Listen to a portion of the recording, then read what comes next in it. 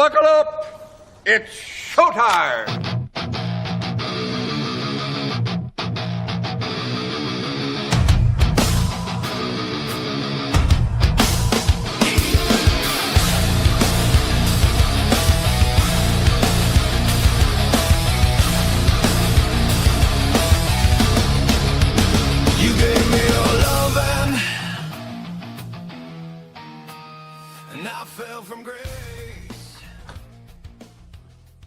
And good afternoon, good evening, good morning, and welcome aboard, everybody. Copperhead Road Podcast. We're live everywhere. Don't even need to go through anything to list anything. I got to come right at you.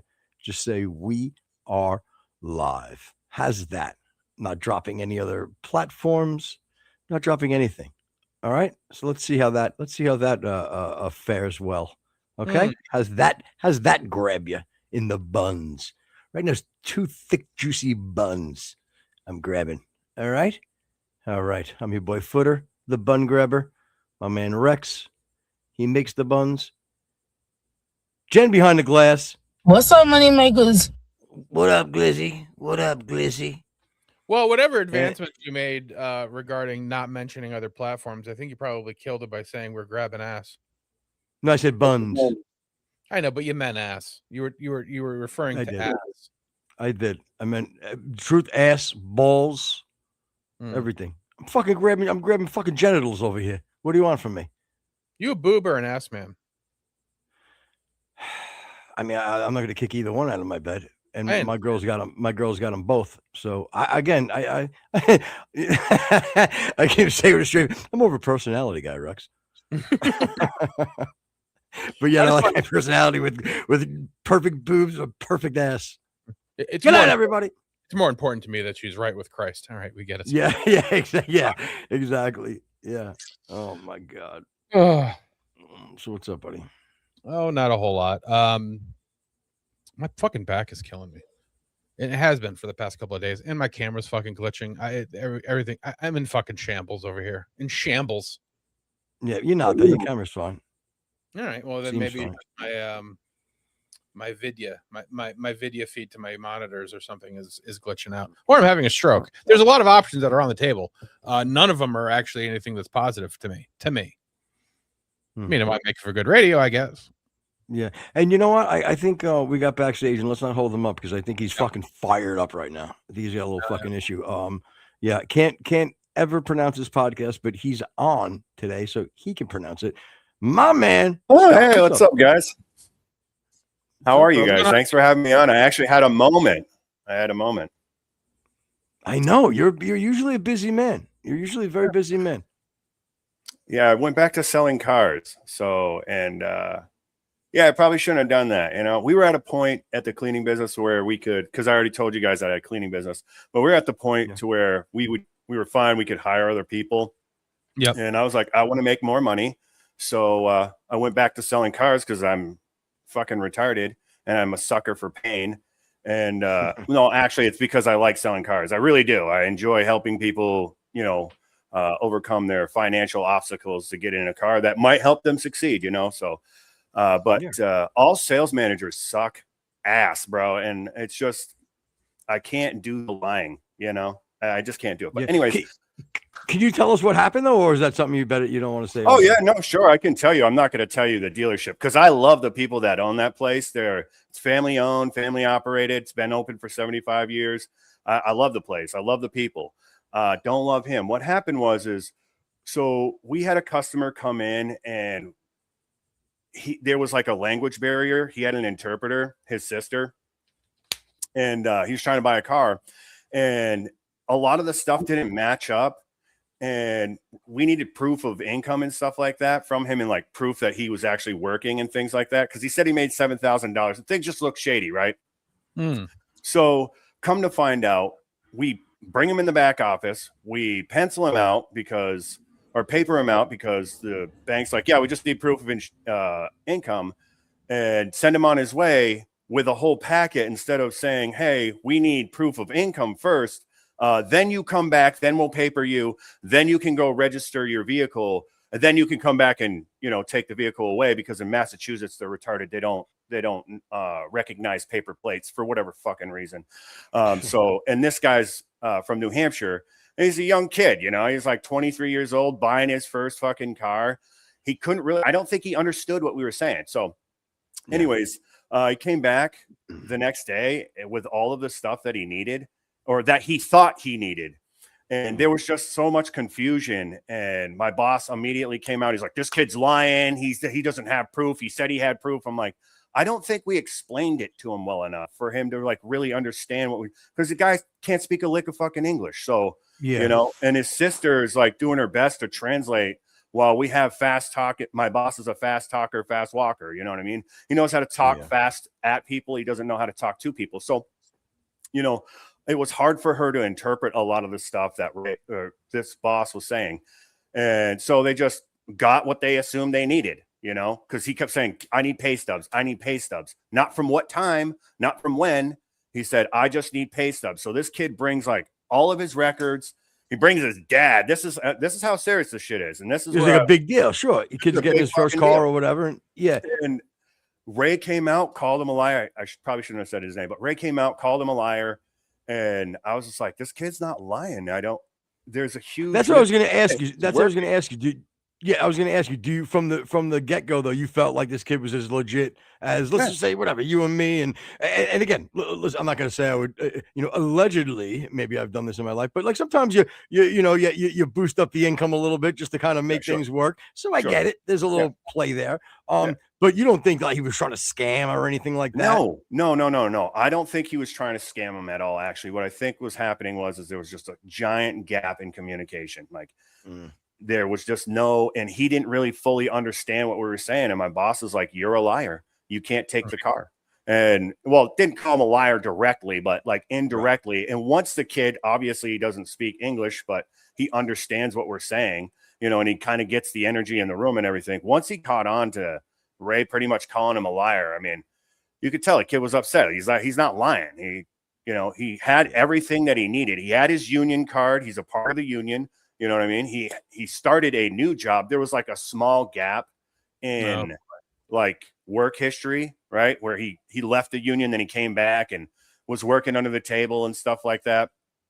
And but he still could prove all the income and everything that he was saying was true. We finally got him a deal, a loan, and you know, he had to just prove that where he was. I've been on the phone all morning, and then I talked to my boss. He's like, oh, yeah, I don't need you to work your 2 weeks. I'm like, fine, whatever. You're not fucking hurting my feelings, man. I already make money. I came to this dealership because I wanted to work for you, not because I needed a fucking job, bud. So learn how to talk to people. You need to not fucking lie. You should have never done that. Well, I'm the boss. That's right. That's why I'm leaving. You're the boss. Have fun placing the ground. How long did you last at Ray's used Hyundais? How long did I last there? No, dude, barely a fucking month. Just shitty ass shit. My question is, as an American, I assume you called ICE and he checked out, correct? Yeah, he's fine. He's fine. He's such good. Rex is so.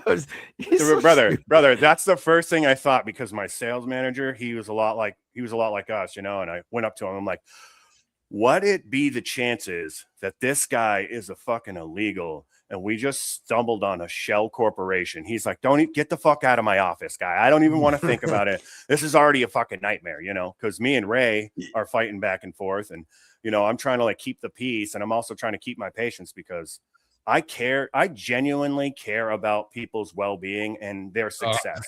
And if I can help you with that, and I'm helping you be a better person in life, and you fuck that up, dude, I can't. And you lie and then try to make it seem like it was the customer's fault. He was never lying. He wasn't never lying. Again, I called both the places.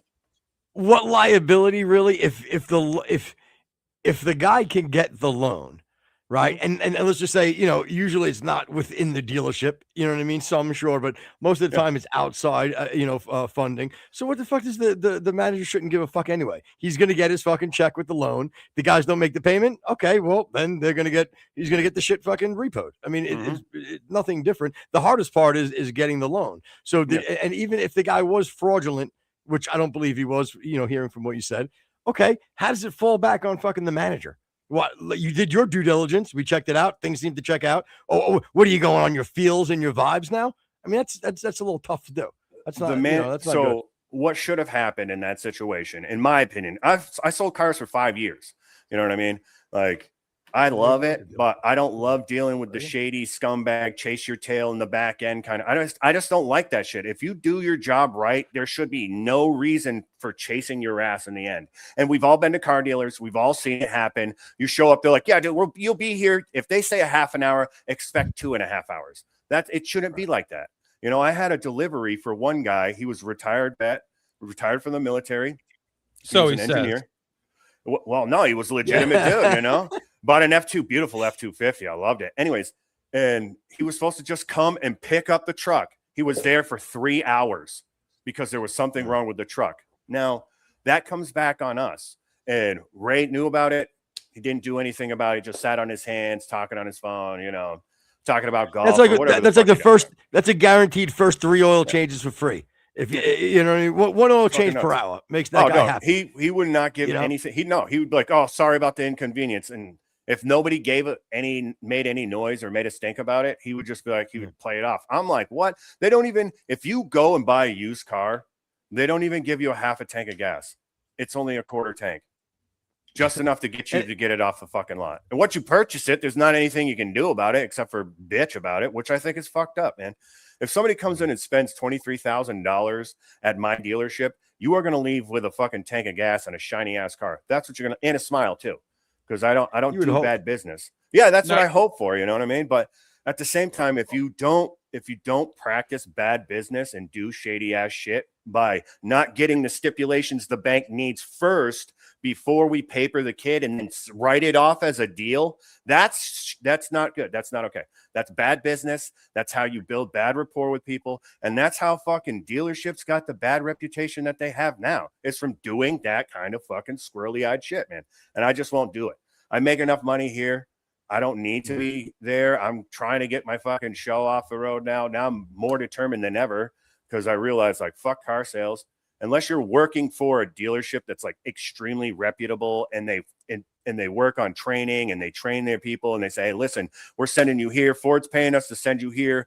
We're paying you to go there for whatever, how to close deals, how to paper people, whatever. Get involved with your sales team. If you're sitting behind your fucking desk jerking off or whatever it is that you're fucking doing, I don't know. I don't care.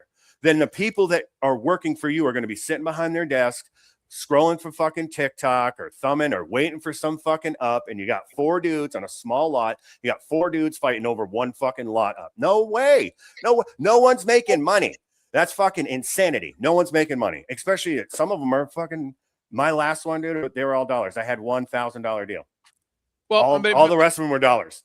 But now the customers don't have their man in the corner because fucking trust fund baby Scott had to fucking throw a temper tantrum and take his fucking ball. you know. Actually, what I think I'm going to do is keep my TikTok going. I actually am going to talk because I'm really close with Ty, the owner, and he likes the fact that I do social media and he wants to have more of a social media presence. So there might be a silver lining in the cloud there, but you know, whatever. I don't care either way. These fucking people need to learn their lesson. You're going to lose sales. If I was the owner of that store and I found out he did what he did, I would fire him immediately because who knows what kind of legal repercussions that could have had. Who knows? Sure. Especially you know what I mean? Especially nowadays. Even if half the time, even if you're in the right, you're subject to some sort of dumb lawsuit. So I'm surprised that they don't protect themselves even a little better just for the fact of everybody being such crybabies. Don't get me wrong. Morally, they should be doing the right thing regardless. But even if you want to go shady business end of it, you know, protect yourself. You know what I mean? Even if you didn't like the guy for whatever reason, you thought he was shady, how about you fucking dance around it? How about have a little fucking bedside manner? You know what I mean? That's the problem with half of the people anyway. Yeah, they just don't know how to talk to people. What's up? I'm on Ray's side here, obviously. Of course you are. He's such. He really like. Remember we just talking about bedside manner. That's all right. That's all right, man. I get it. Some people are going to see it the other way. Fuck him, Scott. Fuck Rex. Fuck fucking Ray. Fuck them all. Yeah, and it's that kind of laissez-faire attitude from the both of you. Why you're not fucking managing a goddamn dealership. Right, fucking Ray. I go, Jesus Christ, poor guy. Scott, don't listen to this fucking guy. Jesus no, see, I wanted to. I mean, but at the same time, like, in all actuality, I miss my daughters. I went from seeing them every day, all day. You know, I worked for 6 hours, 7 hours, whatever. I'd come home and they're there, you know. Now I'm working 12 hours. So, and I still make the same amount of money. I mean, I could make more, but I'd rather spend the time with my kids. You know, I'm already halfway through my life. So I already make good money now. If my show takes off, when it does take off, it will. It will. You know, Yeah, it will. No doubt about it, man. It's all about mindset, man. If you believe in something hard enough, it will come true as long as you keep working actively. That's another thing too that drives me fucking nuts, bro. You have to actively be working towards your goals. A lot of these fucking nitwits out here, especially like these fast talking sales managers. Hey, let's fucking watch the language here. No, he said nitwits, That's different. the other N word. Yeah, don't get panicky. Yeah. Well, dude, I don't use that word unless you push me to use. I don't use that word. Yeah, anyways, as long as the windows are up in the car in traffic. But either way, I get you. There you go. Or roll them up. Yeah. But ultimately, you know, if you want to be good at anything, you have to actively pursue it. You can't just sit on your hands and think like, oh, I wish that I could be a fucking influencer or fucking own a dealership or a cleaning business or whatever the fucking case might be. You have to go out and get your fucking hands dirty, just like all the other greats did it. Just like Ford did it. Just like fucking who's that steel guy there? Fuck. Remington Steel. Yeah. Cohen, no.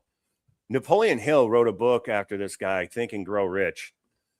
What the fuck is his name? He was a huge steel tycoon back in the day. I'm trying to think because Andrew Carnegie is who I'm thinking of. And, you know, it's true. His hall. Sorry. Yeah. Never been. Influence people. That's a different Carnegie. But it's one of those things where if you want to be successful, you have to go out and get the success. No one's going to give it to you, and you're not going to think it and manifest it like most of these fucking liberals and crybabies that are like, oh, all these capitalists are just so evil. Why? Because they're fucking making money. Shut the fuck up, crybaby, and go out and make your bread. That's just how I look at it. And I couldn't agree more.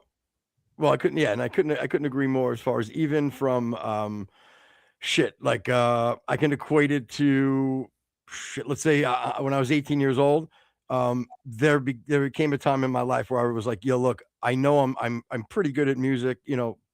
I had a few things in my corner to follow, like let's say the unrealistic dream of, let's say, going out and getting a record deal, right? So yeah, I was in my head. It went from this like, oh wow, I love being a band, I love banging chicks, I love fucking smoking weed, I love, you know, that whole thing, to all of a sudden, wait a minute, like if I want to do this, like this needs to be a 10-year plan now. The same way I'm going to college, like I would be going to college out of high school, and I want to become a doctor. You know what I mean? Like I need to approach it that way, and that's exactly what I did. Now, again, was I a household name? No, but I ended up after 6 years of legitimately treating it like a fucking business, and nothing was going to stop me to achieve my goal. Okay, believe me, even when I got to be playing in front of, like, let's say 500 people on a regular basis in the fucking New York City, the mecca of where you want it to be, it felt great. But I'm like, if I become complacent right now and I accept this, I will never, ever, ever get where I want to be, to the point of where the fact of the matter is how I really solidified my record deal was straight up stalking, you know, like an artist that I knew came into town, and I'd wait in front of their fucking hotel. You know what I'm saying? So it was that type of mentality that enabled me to be able to get where I was. You know what I mean? And it's the same thing with, like you said, a car. So I think the whole point to that is that even when it's these wacky ideas of maybe it is wacky to have a show on the internet with all the flooding of content out there, and you're like, this is what I still want to do. You look, if you put yourself out there and make this a fucking 5-10 year plan, look, you have a good shot. You gotta fucking do something like that. If you just sit there and think that you're going to be somehow, look, could anything happen? Is the anomaly out there? You fucking hit on something, boom, it happens. You get lucky, sure. But that is not a fucking plan. Yeah, that's not a plan, dude. No. And that's one of those, it's an old term that I learned when I first started selling cars is money easily made is money easily spent. You know what I mean? So, and that's why most of these fucking people that hit the lottery and shit, they're broke the next day because they're like, oh man, now I could go buy whatever I want. It's like, no, now you can set yourself up for life. No, you can't just go buy whatever you want. It's not how it fucking works. Fucking so crazy. Oh, I didn't know my property taxes would be through the fucking roof if I bought a $5 million home. No shit, really. Like, who would have ever gave you that idea? This is why our education system needs to be fucking totally reformed. And we need to teach people how our fucking money structure works and how to actually make money, like economics. I was talking about it with somebody the other day.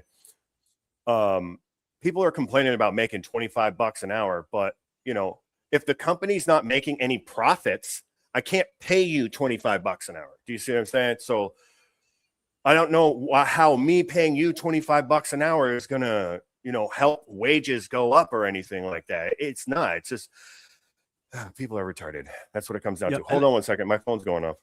Yeah, of course. Do you think?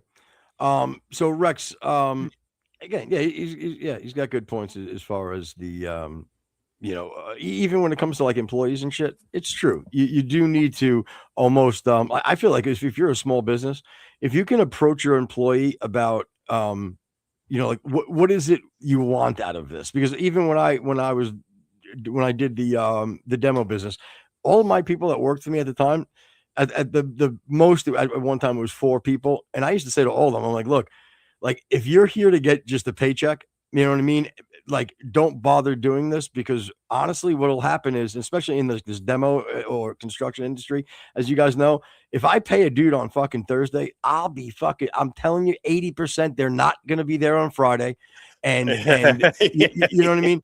So I would always tell these guys, look, here's the best case scenario, right? I'm making this up. If I get $3,500 for a fucking demo, okay, if I have to pay all these different people out, and it's just going to be a paycheck, I'm telling you, you'll all get paid, but I'm not going to make any money. So I'm not going to be able to go out and get more jobs. The ideal thing for you guys is to take the wage that I'm giving you, do a great job so I can feel comfortable leaving you on the job, going to get another demo that you guys can do on your own. That all it's going is through my company. And now you're making the whatever, $1,700 each for the demo. Maybe you're throwing me a couple of bucks or whatever, but you have to think of it like that, you know. And I always tried to push it to because like you said, at $25 an hour, and you still, if you just give it to them, it means they'll take the 25, they'll spend 27 an hour, and they don't give a fuck, and they'll live in that bullshit complacency. Yeah, people don't live inside their means either. That's a huge problem. I don't know if you guys watch Caleb Hammer. You guys watch him at all? He does financial audit. Oh yes, yes. Yeah. That kid. He's actually So he had a similar problem. He's in like a lot of debt. He didn't live inside of his means. And then he just fucking woke up one day and he's like, man, he got a job in sales. And then, you know, for 5 years, he just paid off his debts in sales, living on an air mattress as cheap as possible, you know. And I think people need to learn to live like that. I think our relatives, our like ancestors would laugh at us with how reckless and frivolous we spend our money, you know. It's crazy. Well, that's something that I've said a lot of times is it's hard to even compare like our lifestyle now to our forebears, because like what we consider like basic needs is completely different than what they did. I mean, you take cell phones, cable, car insurance, you know, whatever. There's a bunch of other amenities now that are just amenities, but we consider them necessities. You know, again, pot smokers that well, you know, I need to save at least $100 a week for pot. Yeah, of course. A lot of money for somebody who's not making anything. And again, I was there. I used to do it. There was times where I was sucking gas out of the lawnmower to get to fucking work. Yeah. Sucking a dick to get to work. Whoa. So time out. Wait. Now I didn't like it. You're like, listen, I was in college. I was young. All right. I needed the money. We were a lot. My life was ebbs and flows. There's a lot of things going on here. Okay. A lot of drugs, a lot of alcohol. There's so much shit, you know. I get it. So I mean, she was known as being semi-passable anyway. So I mean, really, was it a problem? Go ahead, man. Sorry, what were you saying? So let me ask you this question: how do you guys know each other? We were actually originally both Opie and Anthony fans way back in the day. Me too. And we started following each other on X or Twitter at the time, and through YouTube. And Footer had started a show long time ago, 2013 or so or whatever. I guess. When fucking YouTube and the internet was awesome, and you can do whatever the fuck you want, pretty much. Yeah. Okay. Oh yeah. And again, the show was going well, but they had lost a couple of the hosts or whatever. And like my passion is really production. So I would, well, number one, Footer was very apprehensive of giving me any contact information at all. Well, I mean, let me micro the fucking the part a little bit here. Okay, first of all, yes, he's right. This is kind of how it started. But the reason why we knew of each other is because Rex was a fucking horrific troll. I mean, and like really bad on Twitter as being a troll. Now, again, with that being said, it was probably it was the wittiest, funniest shit that I've ever read in my life when it was happening, when he was trying to troll me. Okay. And or me watching him troll other people. So one of the things that I think he'll remember this. So it got to the point, for whatever reason, I used to call into Opie and Anthony all the time. So I had a pretty decent following as far as people thought they liked me. They thought I was fucking a funny guy or a nice person, whatever. Yeah, sure. So I was doing okay. So Rex obviously saw that. Again, I don't know if this was conscious by him, but at one point he decided to fucking not attack me, but wanted to make fun of me. Right. But he wanted to do it in like a pretty big way. So what he did was he mocked my avatar. My Avi, what do they call it? Your my fucking avatar, Avi, whatever. Yeah. And because I was wearing like a bandana, and like I think I had like a cigarette hanging out of my mouth, and I was giving fucking, something fucking early 2000s gay. Yeah. So he mocked it, and I think that, right, Rex, am I wrong? Like you kind of thought that it would like be a way to troll me, but for whatever reason, everybody else just jumped on board. So we had like 1,000 people all had like my style of avatar. So it kind of like backfired on them. You know what I mean? Nice. So, yeah. So, and you mentioned this before. I don't remember that. But, I know you don't. Well, so again, maybe says, we got Cleamstar on, which I had to look up. Holy shit. Do you look like him? Do you have any idea who that is? No idea. It's a famous YouTuber, I guess. Oh, but, fantastic. Yeah, for the love of Mary, you do look like him. It's fucking hilarious. Oh, thank you. Thank you. He must be a handsome guy. That's when people are like, "Oh, you look like somebody I know." I'm like, they must be a really handsome dude. Can I say? You're like, oh, I'm sorry, some European model that I don't know. Yeah, put it on a show. Do a little spin for me, Yeah. Well, that's awesome. That's a good story, man. Yeah. So anyway, that's how we that's kind of how we got together. And then once I started doing my show, and we had some openings to where I needed somebody to freaking be extremely funny, witty, and mean. I was like, oh my God, nobody better than my man Rexy. I'm sending you a picture, honey, so you can pull That's it up. awesome. Yeah. And now, bro, how did you get into doing this stuff? Oh yeah, it was so I was selling cars, and so I was selling cars, and then I quit because COVID came around, or well, I didn't quit, but they're like, you don't have to work, you could just, so I took the fucking government paycheck for a little bit. And then I was talking to my cousin one day, and I just would drive around on the back roads of New Hampshire, like dirt roads, and just like talk shit about what's going on in society and whatever. And a bunch of people just started following me and making comments and everything. So I just kept making videos. And people were like, "You're fucking hilarious, man. You tell the truth." I'm like, I mean, guys, it's not really that fucking hard to just be honest about the situation right here.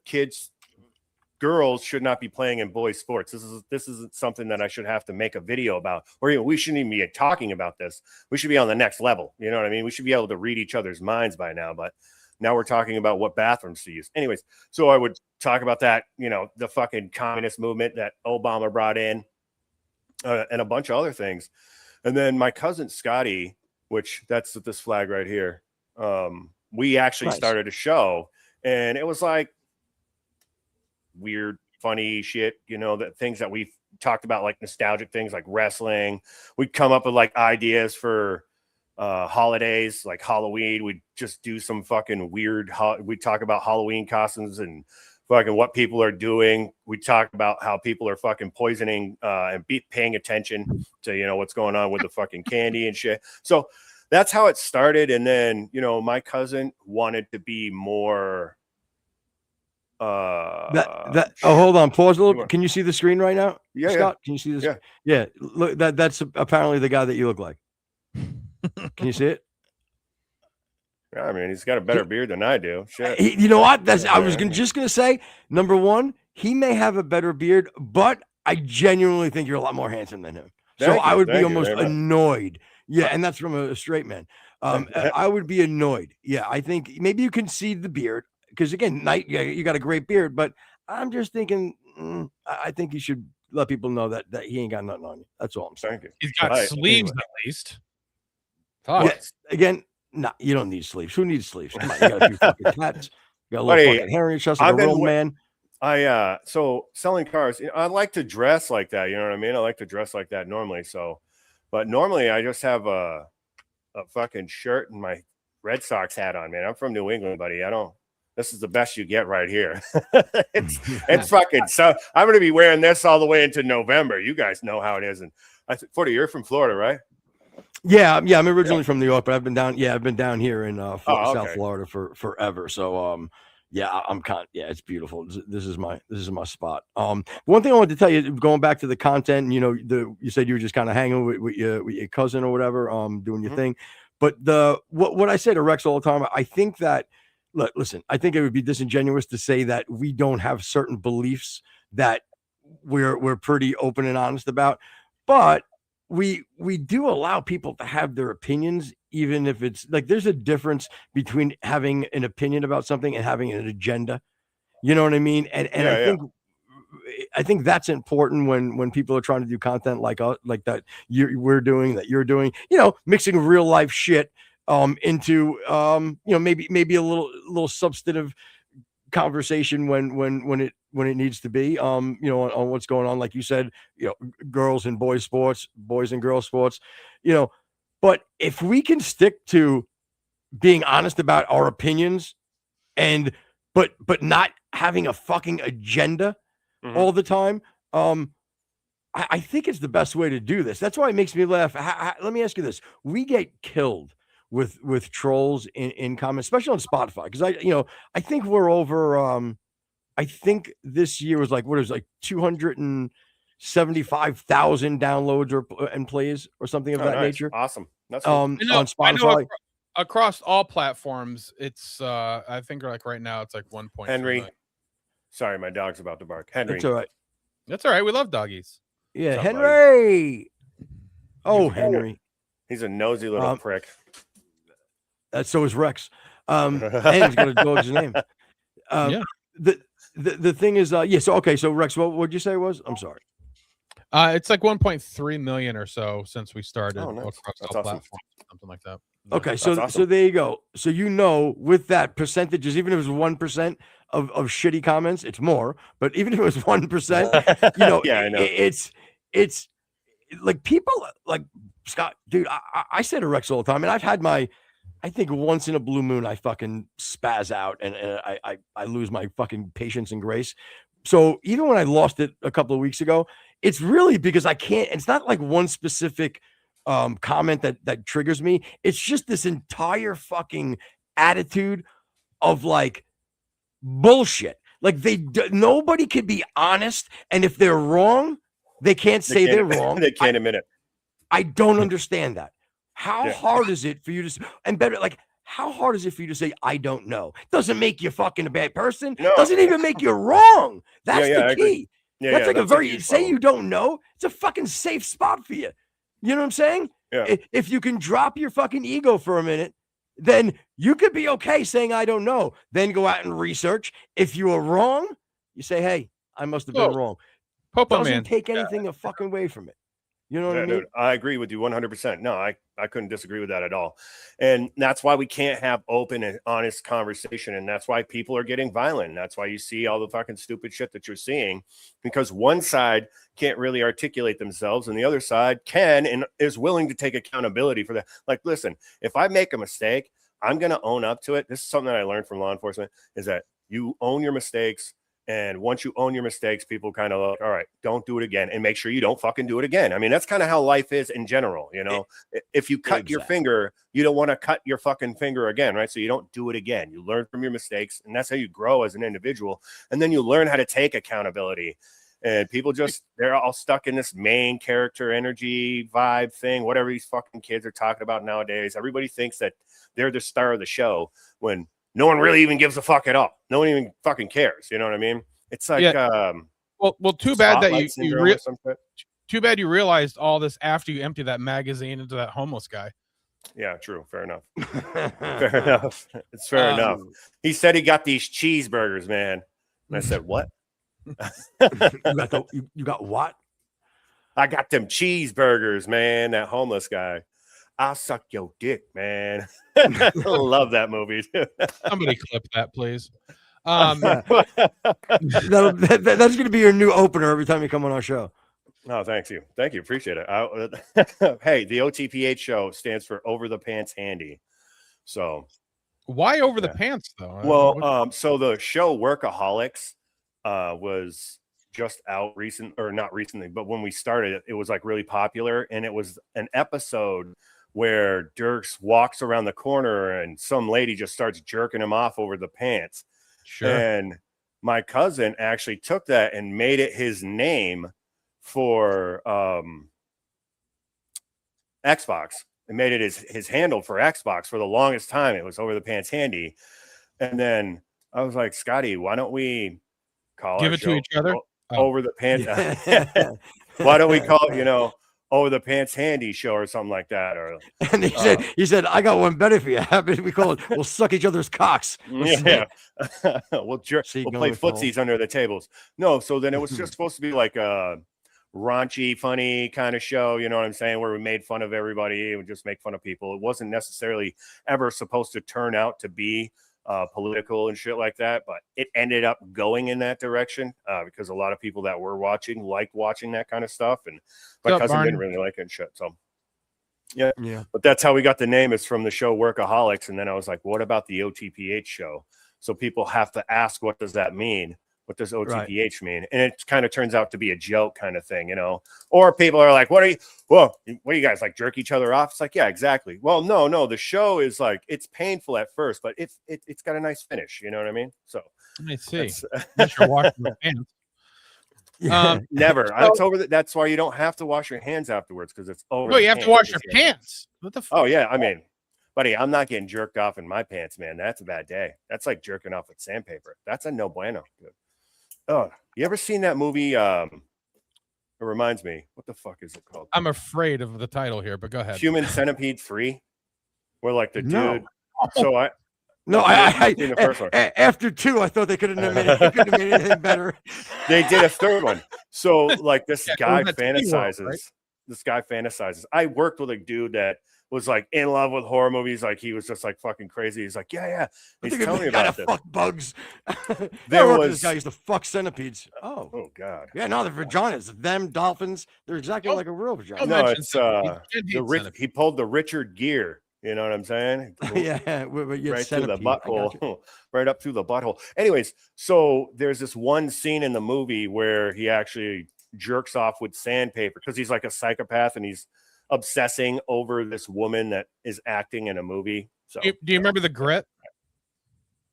The Grit. Was it a 220, 80? I thought you were talking about a fucking movie, dude. No, I don't.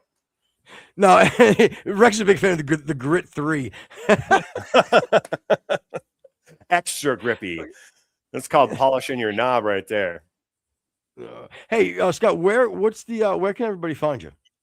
Oh, you just YouTube, the OTPH show on YouTube. Yep. I don't do too much TikTok. I haven't really stretched out too far outside of YouTube. Because I have tried Rumble and stuff like that, but you got to get a certain amount of following. I just like to go live. I don't like to do the fucking pre-recording shit. I like to go live and I'll go through and clip things out. I think it's more organic when you're expecting people to be here rather than practicing words and then setting in edits and tempo and speed. Fuck that shit. Whatever. If you want to watch me live, you can watch me live. If you want to watch clips of my show, you can watch clips of my show. It's completely up to you. But Josh in chat is asking, was Artie Lang in Workaholics? Who? Artie Lang. I don't know. Artie Lang, yeah, he was the comedian. He used to be on the Howard Stern show. I think he's thinking of Dirty Work with Norm Norm Macdonald. Yeah. Norm Macdonald. Yeah, that movie's awesome. That movie's awesome. I love that movie. Yeah. Fucking Siamese horror bit my nose off. Yeah. There'll never be another Chris Farley, man. God damn, that guy was awesome. Yeah, for sure. Those are the good days. Yeah. But yeah, man, that's pretty much where the show came from, and that's what pretty much, where I'm at right now is just YouTube. I plan on, now that I'm not selling cars and I'll have way more time to get back into it, I'm going to hit the ground running and going to try to do 2 to 3 shows a week. And, that's pretty much what the game is. Whatever, man. Whatever we can do, brother, to help you. We're more than happy to do it. I appreciate it. And then obviously, if you want to have me on the show one day, interview me, yes. You know what I mean? Talk about my rock star days. You know what I mean? Yeah, brother, for sure. I will definitely have you guys on the show. My daughter's actually waking up right now, so I got to get out of here. But I appreciate you having me on. Hopefully I can be on again. It was a lot of fun. I really do appreciate it. And I'll be watching and be in the comments. So, but thanks everybody for watching. You guys are fucking awesome here. Hilarious. And I'll see you later. All right, guys. Woo. Take care, Scott. God bless, brother. Bye. Yeah, Josh, Artie Lang passed away. I didn't know that. Did he? No, he didn't. No way. No, All he right. did not. No, he did not. He definitely didn't. No, I didn't think so either. But what's up, Dang? Dang. Yeah. And Colton Clark is Popo Man, you said? Yeah, that's what he said. Yeah. What's up, Popes? How are you, buddy? Popo Man was actually, I think you had the most adorable comment on Spotify the other day. I don't know why it just came off adorable to me. He's like, wow, look at all these Candace fans. Welcome to the show, guys. Yeah, that was funny. I don't know, it was just kind of cute. I loved it. It was I like it. Do we have comments? Did you want to bring up comments? Yeah. Why don't we do that? So we had a ton of comments. And again, we did a sort of like a reaction to the Candace and Andrew Wilson debate, and I thought we were actually fairly even-handed. I don't think that. I mean, again, we said that we were Andrew Wilson's fans, but we also said that he didn't do great. I thought. But Rex, it just feeds into the narrative of, like I tell you all the time. It's just I'm gonna say it again. Maybe you trigger me. You guys are such fucking phonies.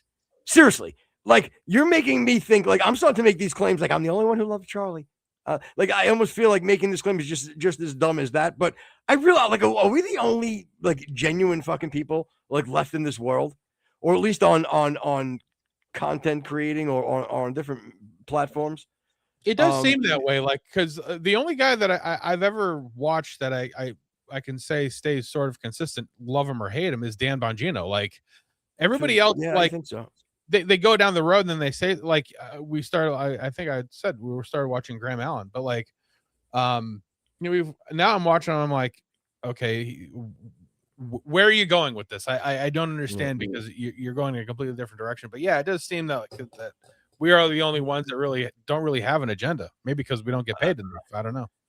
Yeah, and Jim H 6254 says, "I love trans women." I do too. Cool. We should bond over our tranny love. We'll talk about that after the show. Yeah. So, we can talk about it on the show. Whatever you want to do. Yeah, that just seems like such a cop out. Just go for a dude. Like, why do you need him to? Or just go for a chick. You know what I mean? Especially if it's a real hot, passable tranny. You know what I mean? Or trans woman. You know, I mean, that would might as well just be a girl. Yeah, Barney says I love trans men. Yeah. Yeah, but that's what I'm saying. You don't want to think you're making out Harry Potter and then they have a vagina. That would be horrible. You know what I mean? Or would it be amazing? I guess it really is all how you look at it. Wow, what a tangled web we weave. Yeah, Dang says Candace supports the Vatican. Do I need to say any more? The Vatican is the most evil entity on earth. I put it this way. If you dug deep into the quote unquote myth and lore of the Vatican, sure, without a doubt. The scary part is when you do kind of dig into the legitimacy of some of the claims that are weird. They also are a little scary. So yeah. Right, again, and I'm not bashing the Vatican, just for the record, but I'm also not going to say that there's not some questions that I'm sure would be nice that it could be kind of cleared up. A lot of weird things So here are unrelated to God. So here are some of the comments that a bunch of the Candace fans had left. And again, no depth, no real substance here. But the title was did Andrew Wilson destroy Candace?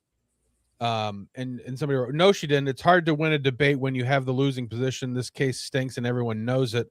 I like Andrew. I'm shocked he has taken the stance. Andrew embarrassed him multiple times. So then there was another one. I sat down to watch Andrew Wilson, the great debater, but all I got was Andrew Wilson, the great masturbator. Oh, I see what he did there. Yeah. Yeah, he went from having a verbal disagreement back and forth with somebody to jacking off. You had your blinker on way too soon for that because I saw you coming down the street. Shit, I've been sitting on that for whoa. Now, this one, like, she got fucking blasted after this for a lot of different reasons, but Shauna, whatever, she said she clocked him. His style of debate reminds me of a narcissistic gaslighting ex combined with my son when he was a contrarian 12-year-old. She didn't get smoked one bit. And now Donald, what is a contrarian 12-year-old? Somebody who holds a contrary views for everything, just to be the opposite of whatever the hell's going on for the fun of it. Okay, so I didn't quite understand. I know what contrarian means. I didn't understand the context of why the 12-year-old came into play. So it was nothing more than doubling down on just being like the mentality of a 12-year-old plus, or I didn't kind of understand where she was going with that, quite honestly. Right, I think that's what it is. And Donald, for all of his or her pluses or minuses, said something that again struck me and Footer hilarious. But she said, yeah, no, you said what she said. She said, how is the hair cutting business going? And the reason is the key is seeing the picture of this young lady that wrote that comment. Right. That's crucial. That is so crucial to the entire thing. So if you see that, you kind of see what she wrote, the 12-year-old being single, the look. It was just the funniest fucking comment.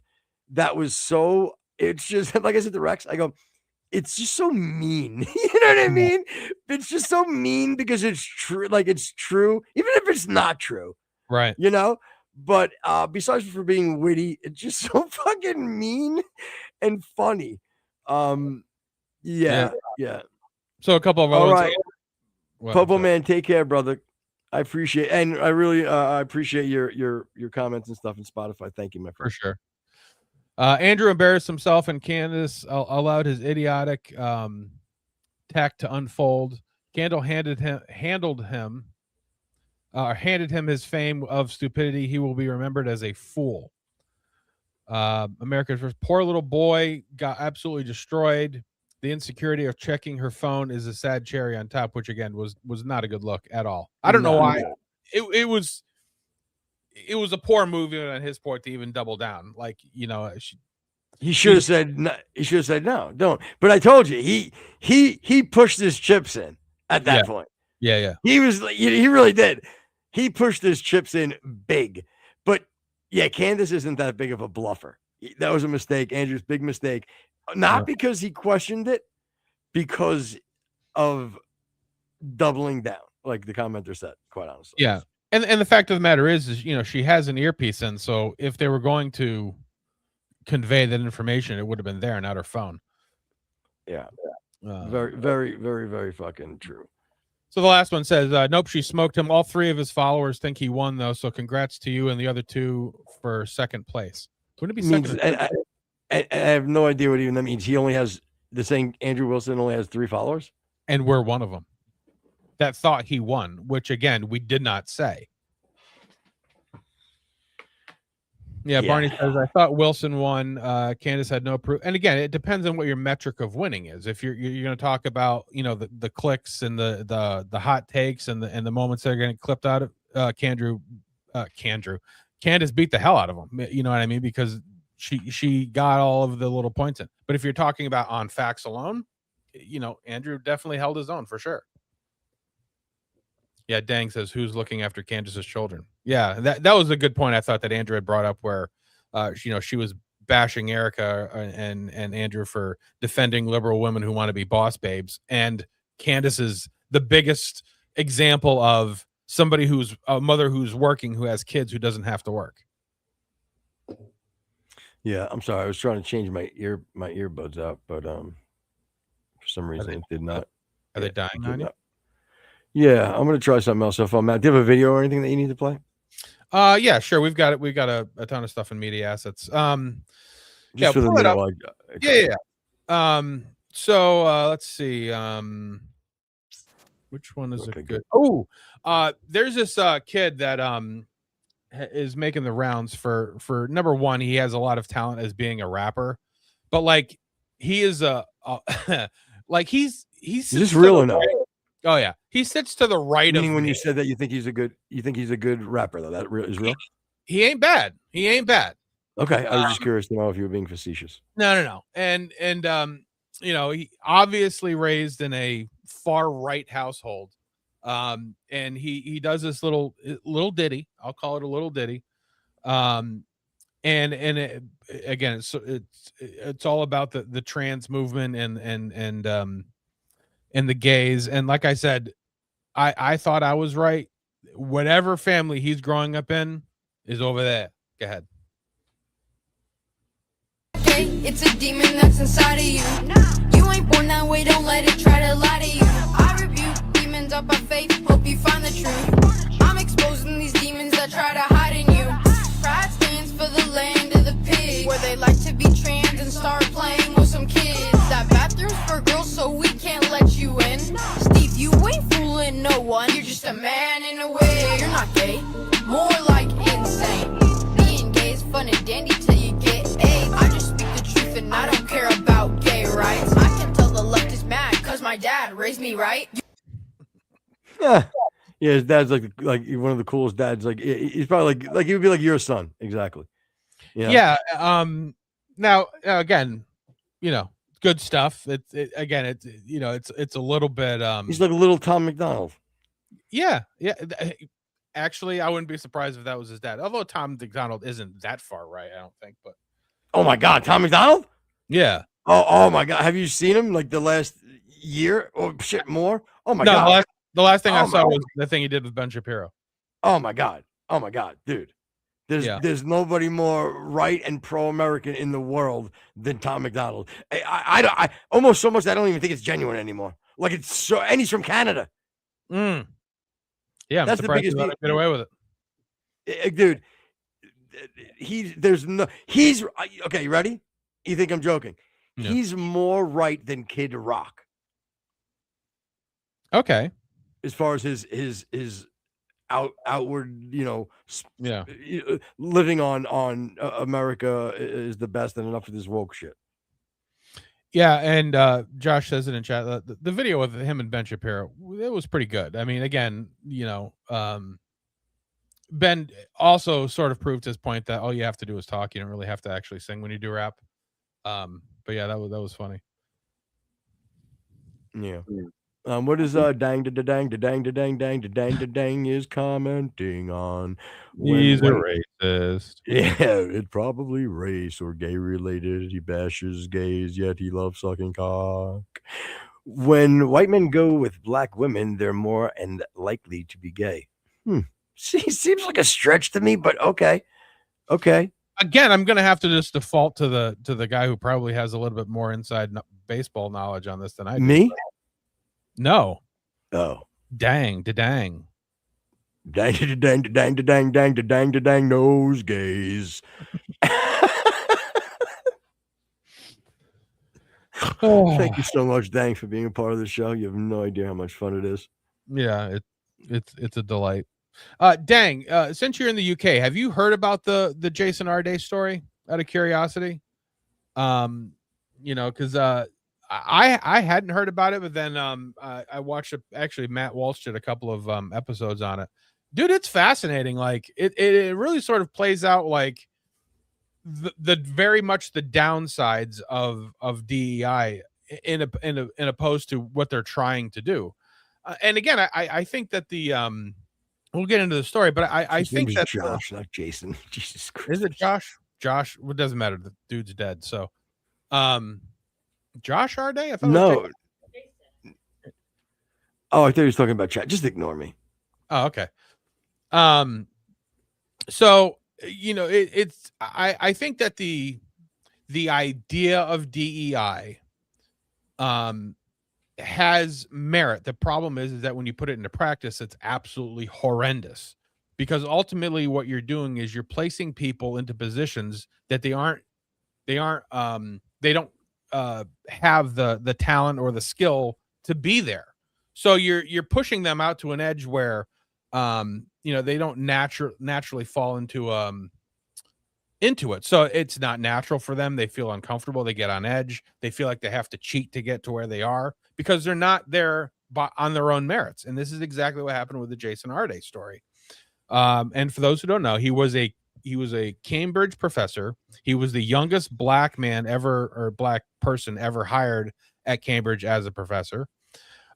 He definitely gives a lot like Ibram X. Kendi. If you look at his fit and whatever, he has like the long sort of predator hair, but he's dressed really nice.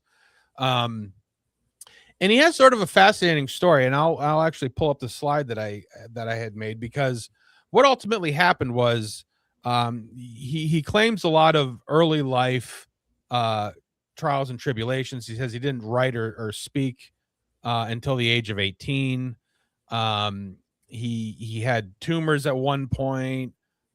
He's autistic too. So he had a lot of, again, from his own claims, a lot of trials growing up in his life. But then he goes into like a lot of these stories that he had a lot of accomplishments too. As all of a sudden at 18, he started reading and writing and talking and things or whatever. He has claimed to run 3 30-mile marathons in 3 days. He claimed to have ran 300 miles in 3 days. And again, if you could bring up the slide so I'm not just talking out of my ass at sometimes, woman, that would be awesome. That doesn't help me at all unless you can make it bigger. Whoa. So he had a couple of papers that he had put out regarding like his thesis and other pieces of scholarship that another professor at Cambridge ran a couple of obvious checks of plagiarism, and it started to come out that a lot of his paperwork and scholarship was all plagiarized. So obviously it started a little bit of an issue, but then he started saying, well, there was an incident at school where a bunch of masked men with knives chased me, but he never reported it. There was another story about somebody left a pig's head on his He sounds like an absolute just psychopath. All over the map, really. He did a lot of these kind of things, but ultimately, again, a lot of this stuff was fact checked. None of it seemed to be true, and he ultimately ended up taking his own life, which again, out of shame and guilt. Out of shame and guilt. And now you would think somebody who has met with a lot of consternation in his life would be able to sort of handle this, because again, according to him, he's grown up a lot with the with these things going on in his life. But Josh says he ran 26 marathon in 28 days. Yeah, it's a lot of these sort of things that come out and things. Yet he can't handle the comment and the trolling comments. Right. So, and he, of course, the tragedy of it is he left 2 kids fatherless. But again, you could stop the story here and say, obviously he was in a position that he wasn't ready for. This is why DEI is dangerous, because you're putting people into positions that they don't have the skills and readiness for. And you can that's a very interesting take. Well, and again, it seems to be like the most logical sort of thing to surmise is that when you put people into positions that they're not ready for, a lot of bad things can happen. So again, if the story were to end there, you could be like, this is the case. However, the UK and the left now is trying to make this into their own little George Floyd situation.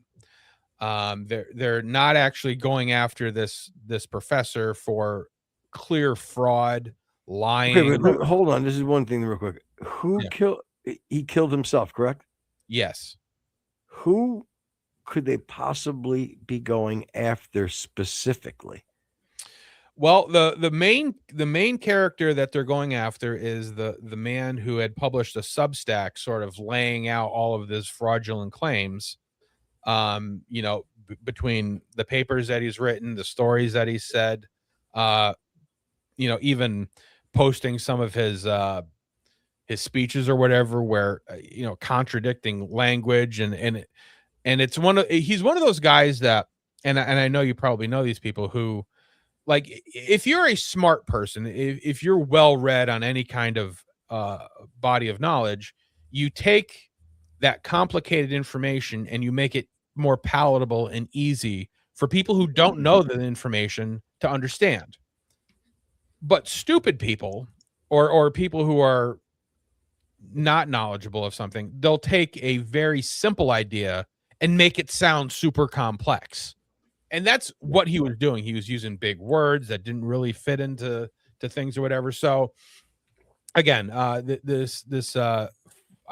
it was a former. You know, I'm the total fucking opposite. I hate when like big words either do or try to come out of my mouth, either one, whether I'm successful or not. Because I'm always like I think we all know I'm not trying to go there. Like, you know what I mean? They just came. It just came to me, and then my mouth decides whether it would like to execute or not. Yeah.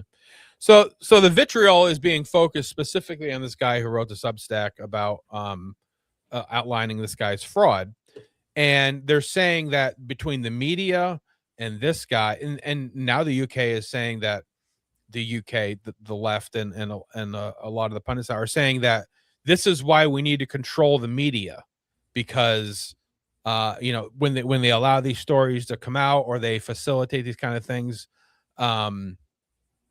they're enabling violence to happen. So they're blaming this guy who wrote the Substack and the media at large for this man's untimely suicide. Again, and let me. I think that's a big contradiction as far as even saying untimely suicide, right? Because if the guy's taking his own life, like, it was very timely. It was when he wanted to do it. It was his time. Yeah. So my you know what I mean? So it's ridiculous for them to even be saying that this is something that is even a cause and effect issue. You know what I'm saying? It wasn't like these people. Oh fuck! I'm sorry, I didn't mean to laugh in your ear. Barney in chat, he said he thought he had a bad life. Tried living with the name Barney your whole life. Yeah, that's fucking funny. Oh god, that's fine. I'm sorry, Foot. That's okay. I know. Fucking hit me funny. No, I like that. It's definitely funny. I fucking think I forgot probably where I was talking about. Talking about his untimely death. Does that help? Yeah. Just the fact that you know, it's a suicide, and that would be like, I can understand maybe if all the people that, let's say, were against him were chasing him down a hallway, he ran into a stairwell, fell down the stairs, and he fucking cracked his skull and he died. I think maybe we'd have something to talk about here. Yeah. But again, with this type of situation, there is no cause and effect. You know what I mean? It was someone decided to kill themselves or commit suicide, however I'm supposed to say it. Yeah, I don't know. And there's two realities here that he either decided to purposely avoid or didn't occur to him. Is that number one, he's a young black man that's been elevated by both the collegiate field and by society at large. No matter, I think that's the most interesting point that you're bringing up. Like, I really like love that take. You know, just the fact that he's putting people in positions that they're not ready for, and the things that go along with it. But with that knowledge, though, like he should have known. It doesn't matter what they would have found. He would have been fine. You know what I mean? Like, it doesn't matter what they would have thrown. I mean, look at Elizabeth Warren. Claimed she was a fucking Indian for how long, and they're just like, whatever, she's fine. So he would have been fine. Like, there's no reason for him to go. Or it would have been over for him, and it would have ended, and that would be his story. Whatever he goes on to next would continue to be his story. You understand what I'm saying? Yeah, well, look at even Jesse Smollett. He's fine. You know what I mean? Like, nothing super happened, but as not fine as he is. Again, you know what I mean? It is what it is. You know what I mean? Even if he's not fine, okay, but he's not dead. Yeah. And the fact is that if he indeed ran the bet and he didn't do all of this plagiarism and all of this stuff was actually real and it did happen to him, and he could just be like, well, you know, I'm sorry that I can't prove a lot of this stuff, but it did happen. If that were the case, he would have also been fine. What's up, Slump?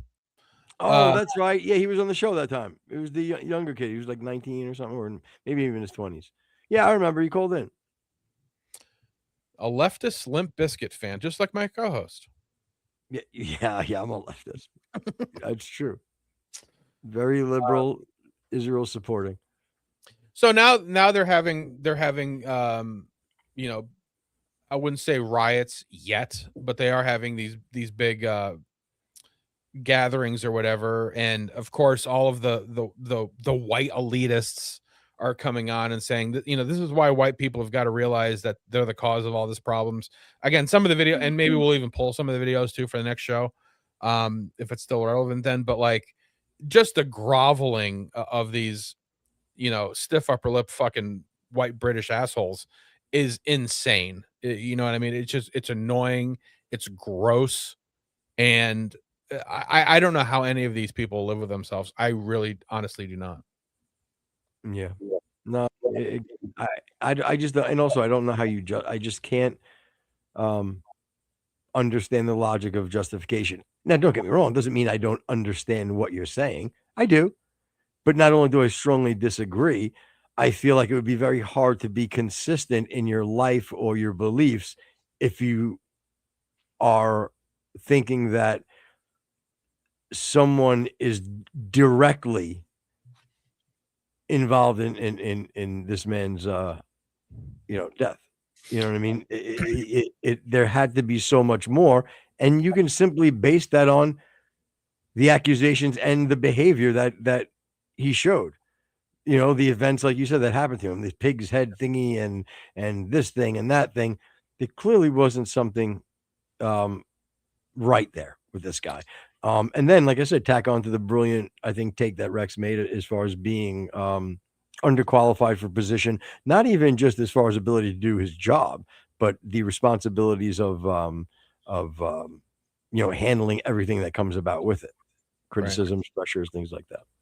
Well, it's the problem that ultimately always asserts itself when you promote subjective reality, is that objective reality always manifests, you know, and that's the reason that when the trans go through the surgery and they're promised that they're going to be the other sex, whichever way it is, you know, there's sort of like a honeymoon period where, yes, before you get the surgery, you're 50% more likely to attempt or commit suicide.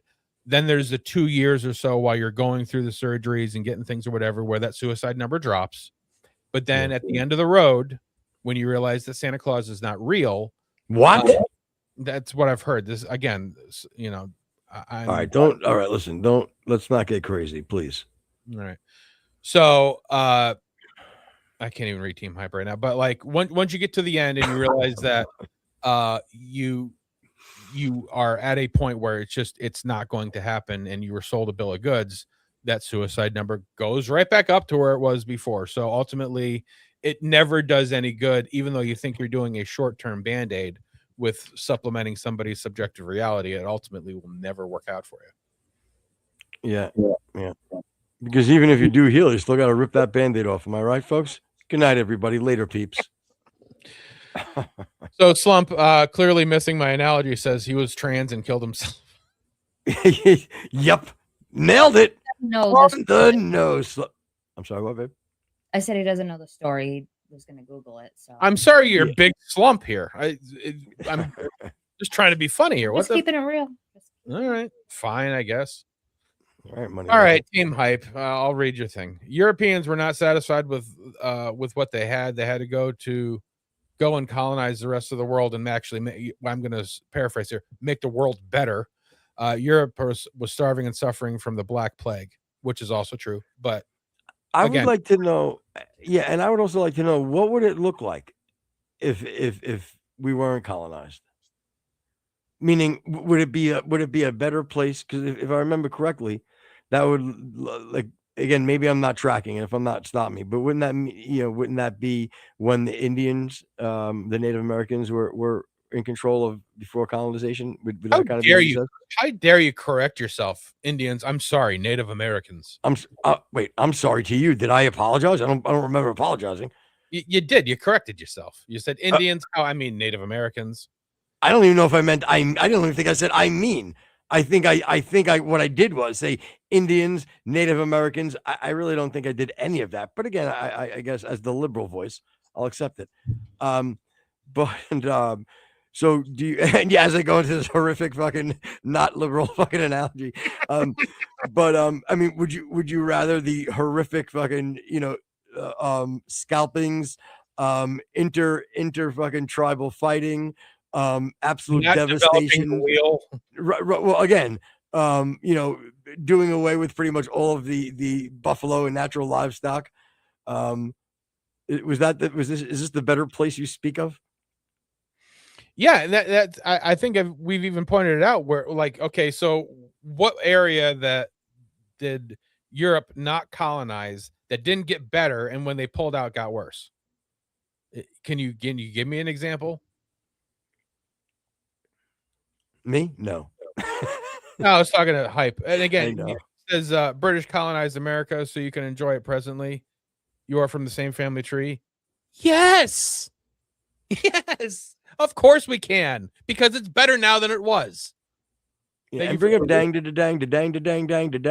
comment, because he might be on the side of team hype a little bit. Let's see. I can't. It's a lot of I can't. You're not fucking paying attention. I got you. It's okay. I don't know why I was saying it to you anyway. I should have been saying it to Jen. White man purified water in Africa. We industrialized them. We gave them medication. List goes on. Time to take a step back and let them die off. Literal reading is the absolute best. Yeah. But now let me give you the real comment. White man purified water in Africa and industrialized them. We gave them medication, and it takes time to take a step back and let them die off. What are you saying, that they weren't Kangs? I thought they were Kangs. You guys are not self-aware of your own existence. Really? I thought I was kind of self-aware. I just pinched myself. I think I'm aware I'm here. Really? I just stabbed myself in the leg. I feel nothing. Maybe you're right. Yeah. What did Slump say? I mean, we didn't have to do the Trail of Tears and many other things. I don't know. What's the Trail of Tears? I don't know anything about that. It's nonsense garbage that fucking libs fucking fed us about. Oh, we made the Indians move. Yeah, whatever. Wait, that's why they were killing each other and fucking removing hearts and scalping? That was the white man's fault? I had no idea. This is terrible. Slump, do me a favor. If you're going to like take the side of the saddle. Oh, hold on. Frank's back. It's my favorite comment of the day. Hold on, everybody. Frank Brown N2P needs to be heard, and I agree. These losers are still gossiping like women during a work day. Fucking pathetic losers. I used to knock men like I used to knock men like this out back in high school. He meant knock up. Oh, you were spreading semen into high school men? Whoa. Yeah, when you God, would, Frank. Frank, now when you would fucking jackhammer older men as a high schooler, did you finish in them or on them? That's what I need to know. No, in them. In them. How fucking boring for the watcher. Yeah. Oh, Frank. All right. Well, feel free to stop by again next week. I think a show even on Friday. And you can always call up. Yeah. And we can always talk about this. Like, I don't come to South Philly, loser. Wait, first of all, I hope you're not talking to us. We were immediately frightened of your bravado. So what do you mean?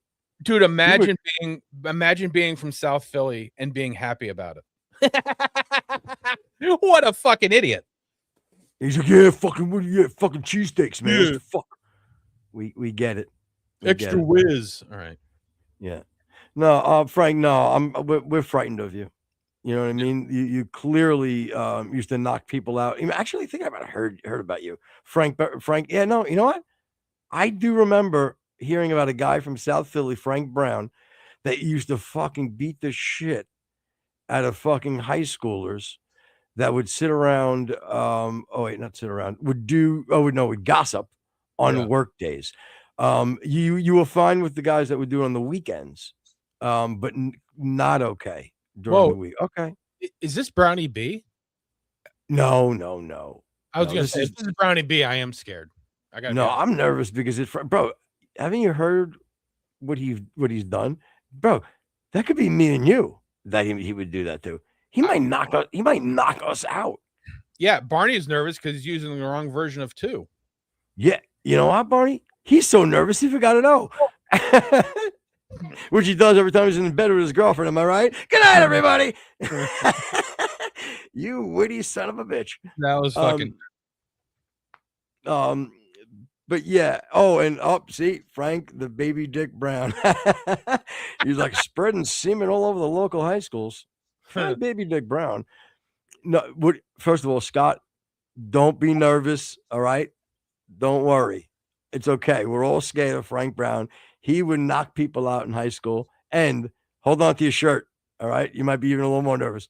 He's not just from Philly. No. He's from South Philly. Oh my God. It's a little warmer there, I think. I think it is. Yeah. You go a little too further on you go a little too far on 95 South. Yeah, you may run into Frank Brown. All right. Brownie B, I think we Brownie B, or as our pal Scott says, Baby Dick Brown. All right, let's get the team hype because I think dang agrees. Let's see. This is team hype. So-called white people have made the world worse. You people are delusional. Then Dang says, dang, white man getting rid of the natives was God's will. I'll tell you, Dang is always right to dang on it. It's crazy. Yeah, and obviously Team Hype has zero evidence of that because Africa is still an absolute shambles. It was before white man. It was during white man. It was after white men. And he's complaining that we got rid of fucking idiot. Who gives a flying fuck about those savages? Seriously. Hold on. Wait. This is my favorite comment of the day now. He goes, come to the UK and get beat up by a 6'2" masculine gay man. Oh my God, that would stink. Oh, that would be horrible. He flies all the way from South Philly to the UK, comes off the plane, Dang walks over, beats him up, sucks his cock, and sends him back away. Can you imagine the humiliation? Again, I wouldn't put cock sucking on Dang. Just because he likes to lay with men doesn't mean that he's the woman. No, he said he loves dick. Remember? I know he loves dick, but does he? Oh, okay. I'm sorry. I apologize, Dang, for taking it in the back end. Yeah. Whoa. Team nobody. Poor. Now I feel bad for Team Hype. Team nobody cares. Nobody wants to have their name and nobody cares put right after it. Like if you guys are like, yeah, footer nobody cares over at the conference. It's like, whoa. Yeah. So Barney Bell, my pal, says, Team nobody cares about the great knowledge you have. One-sided BS. Whoa. Language, please, young man. This is still our home. Yeah, Team Hype. You understand that we live a fantastic life. We live high on the hog, some say. and you're saying that like there's some kind of a truth out there that's going to eliminate us from the fact that we have a fucking wonderful life, and it's probably at the fucking at the expense of your dirt dick fucking black family. I don't know why that had to get involved. I don't care. I just don't care about Team Hype. He's a piece of garbage. Oh, the Africa people, they're savages. Okay. Slum said Slum says Africa wasn't helped by the white man at all. Oh, I know. Oh, wait, hold on. Bullshiva. Garbage podcast wasting limited brain cells on delusions. Ooh, which one? I want to make sure we don't go to it.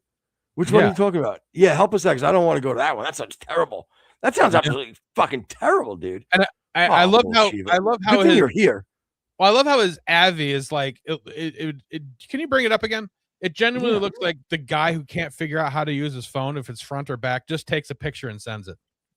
Or maybe it's one of them. Oh, maybe that's why you know what. Maybe it's not. Yeah, I bet Frank buys baby carrots just to suck on them because he's a fucking weirdo. You know what?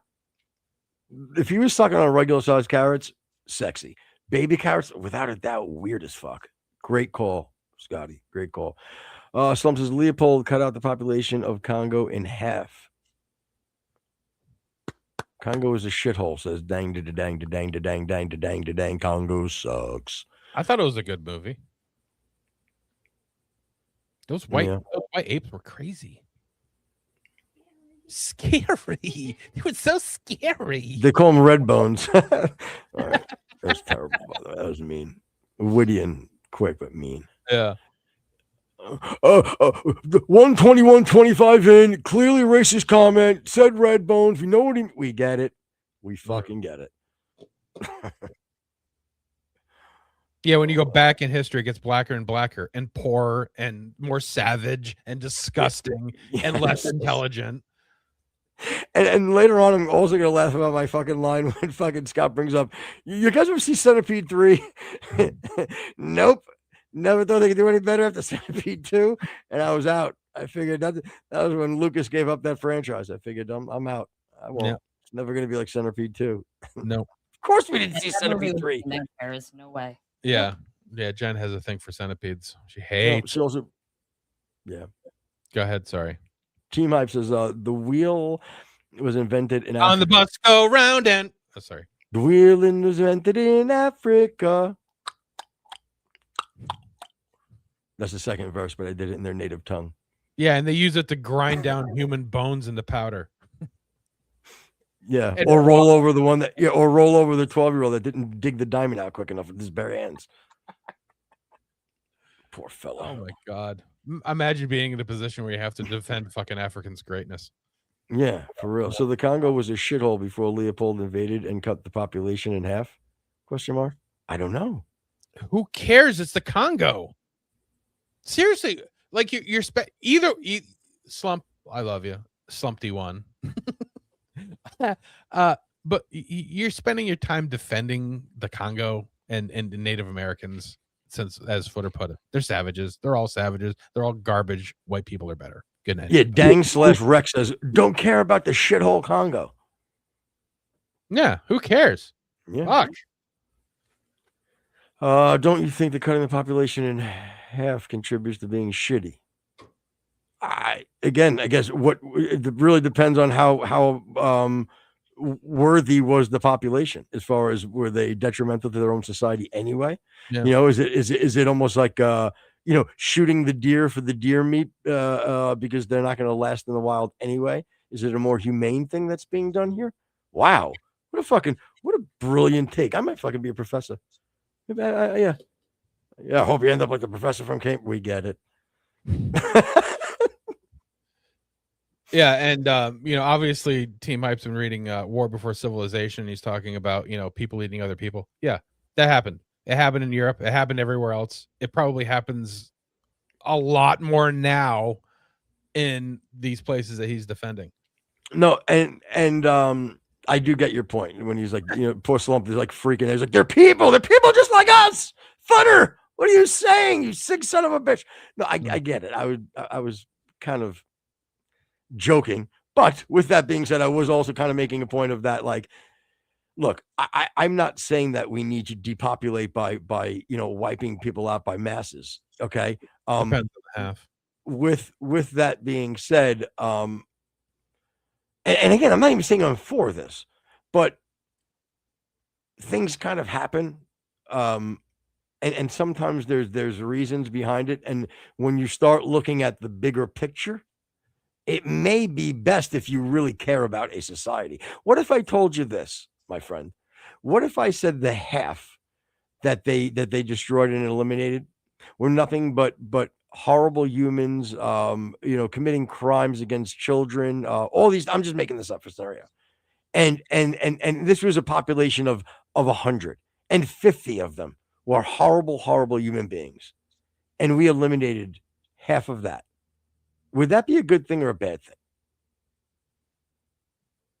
They're people, aren't they? So Team Hype says, why is the pyramid that's located in Africa on the American dollar bill, you idiots? Okay, number one, it's a drawing. So it could be any pyramid.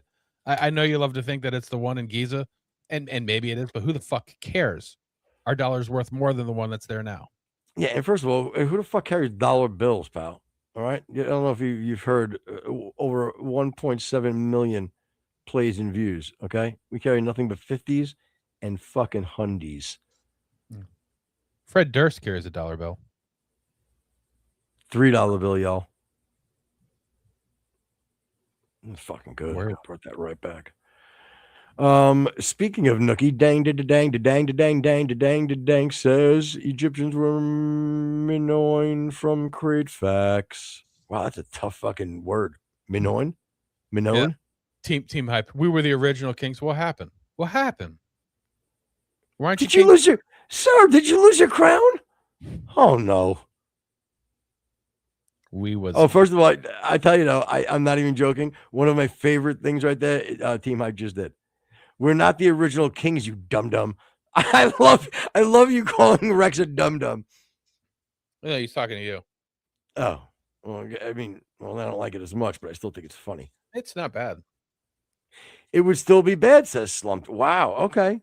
So Slumpties, I think you're pretty much a bleeding heart liberal. Do the slump. What? I said do the slumpty slump. Yeah. Nobody would know that. Only the older fellas. Okay. But that's I know it would be bad, but would you have just as much would you be on the side of stopping it? Or would you let it happen and just go, this sucks? Ooh. You want to pull up Team Hype? Rex, you want to read a little scripture? Sure. Psalm 68:31.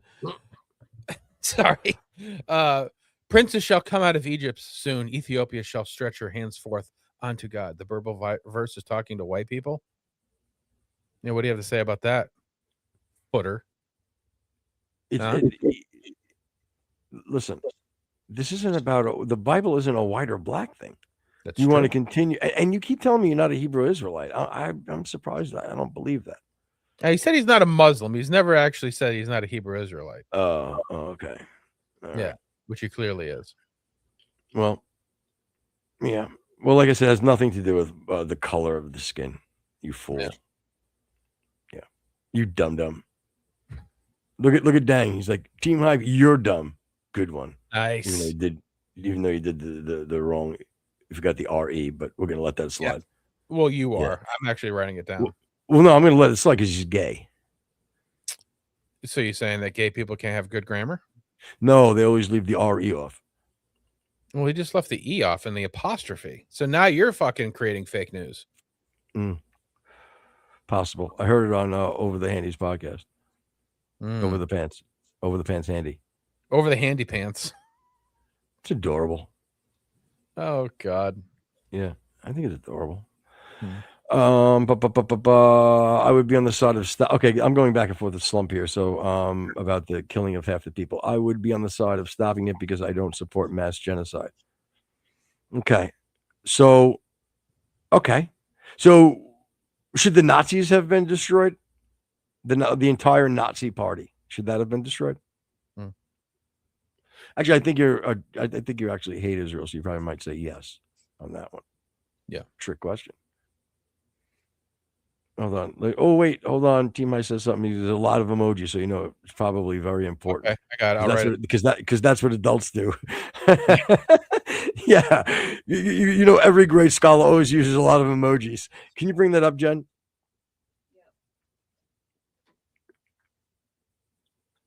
You guys.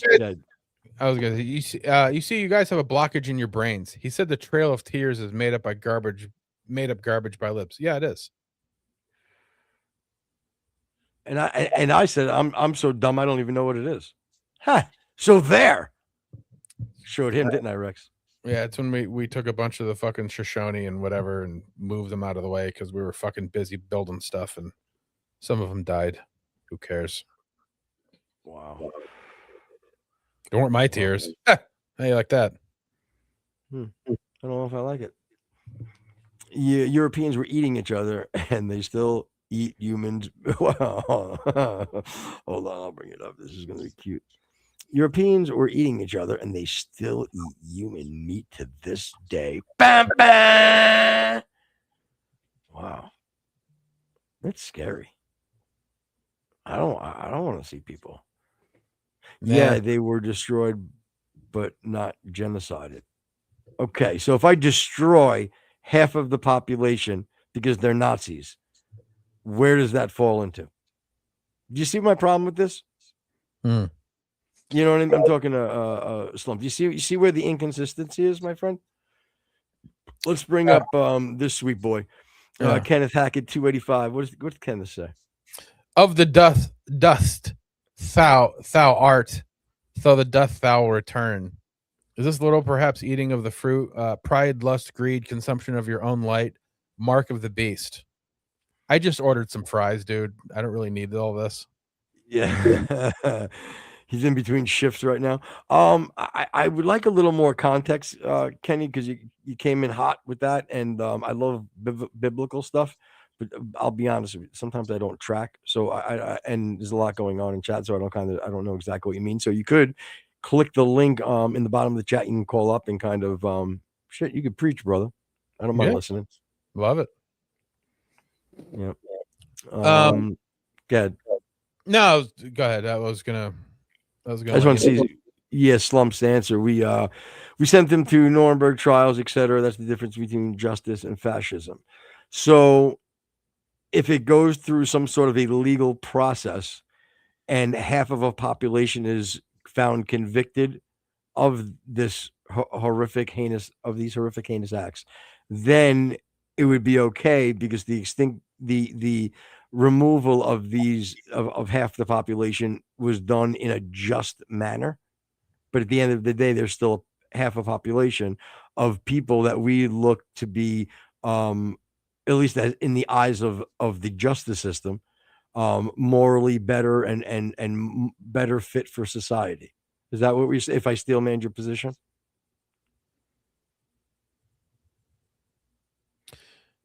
Let me see. Hey guys, everybody that's in chat, Dang and Team Hype and Slumpty, Barney. How do you guys feel like playing a little Would You Rather? That'd be fun. Is that something we can kind of all coalesce around?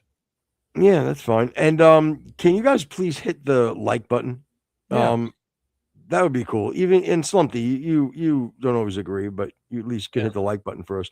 Team Hype, you should always be hitting the like button. For the shit we do for you on this show, most people would probably block you. Be honest. Do a lot of shows just block you or ignore you? Because we're such sweet boys. What we do for you. Now, but I'm going to give you an option of which would you rather would you rather. So this is the first question of the would you rather. Would you rather do a would you rather on Make Out My Dad? Clip that. There's one that's a little political, and then there's one of the 90s. What would you rather? What was the first one? It's a little political. Some maybe some Jerry Nadler kind of stuff. some Muslim stuff, maybe. That kind of angle. All right, well, maybe I'll do the other one. All right, hold on. Before we do it, Kenneth responded. Sure. LOL, good response. I have always seen it as literally as an art was created by the dust you had to consume, which leads to glory to self instead of giving back to the light. I got to be honest with you. Again, let's put it on me. I'm not fucking tracking. Rex, are you? And if so, please let me know. Not even a little bit, Kenneth. You're too smart for us. Okay, yeah, Kenneth, you got to dumb this down for us, and not even what you're saying. I can read the words you're saying. I can comprehend the words you're saying. I don't understand what context this is in. What are we talking about here? And again, maybe I'm sorry. In the words of Candace Owens, you can explain it to us, but you can't understand it for us. Good one, Candace. Yeah. We are the home. Yo, Slump, you're the man, bro. You're the man. Go ahead, yeah, but let's go with the other one. Let's go with the 90s one. Go with the 90s. All right, we can do that. Yeah. It's a little bit more fun, a little bit more upbeat. Yeah, I like upbeat. I hope we have a lot of kids of the 90s in there. Barney Bell, you might just have to bring out some kind of like an Encyclopedia Britannica since you're older than dirt. So wow, that's hurtful, man. Love Barney Bell. How dare you? I'm just saying Joe Dirt. Is this where you want to be when Jesus comes back? Yeah, Rex. I love Barney. It's a guy that doesn't like Barney would say. It's true. All right, so here's a little would you rathers of 90s stuff. The Copperhead Roads Would You Rather? Special 90s edition. Would you rather bring back pizzeria chips or Kudos snack bars? Do you remember pizzeria chips? Yeah. Here's the problem with this. I didn't like either. So I'm gonna be fair and I'm gonna pass on this one. Because I didn't like either one of them. I guess if anything, maybe this is just to pick something. Kudos. It would be a kudos for me. I can't tell you how much I miss pizzeria chips. They were fucking amazing. Okay. Pizzerias. Yeah, and for those who don't remember, they were sort of like a Dorito, except they were cut out of a flour tortilla rather than a corn tortilla. And then they had pizza seasoning. They were great. Well, I don't like fake pizza seasoning, to be honest with you, but that's what do you mean fake pizza seasoning? Like when they try to do like pizza flavored fucking something. So you're saying you don't like pizza rolls? That's not really pizza flavoring. The pizza rolls still have like the mozzarella inside, the sauce inside. Did you know I just saw excuse me.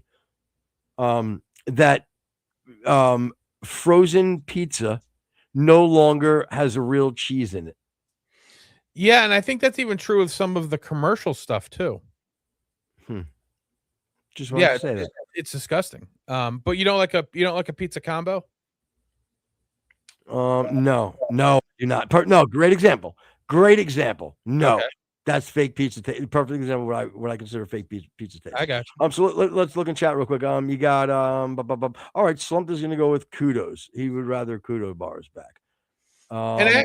Dang says he would like. Well, we all love pizza. Dang, this is like a certain chip.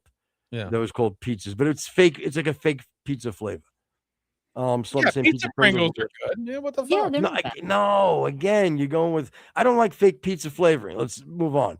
All right, I chose to look. I knew I'd be passionate about this, so I chose to back out early. Now you got me triggered. And for those who don't remember kudos, it was a very, very chocolatey granola bar, and I thought you were just giving them props for not remembering. I got it. But basically, I guess the problem is that people couldn't decide whether they were a health food or a treat. So that was what brought kudos down. You know what? I think that's what probably turned me off for them. And I'm not a dark chocolate guy, to be honest with you. Of course, you're racist. All right, go ahead.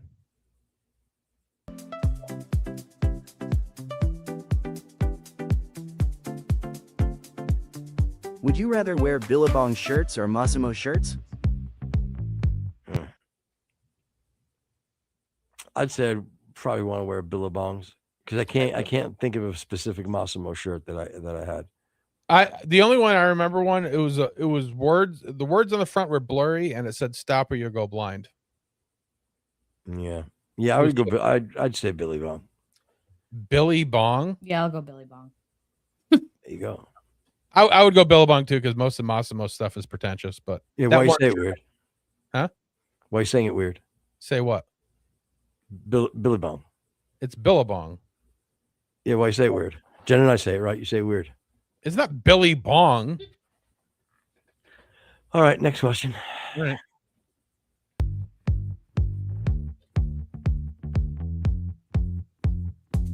Would you rather put a bad boy or chump sticker on your car?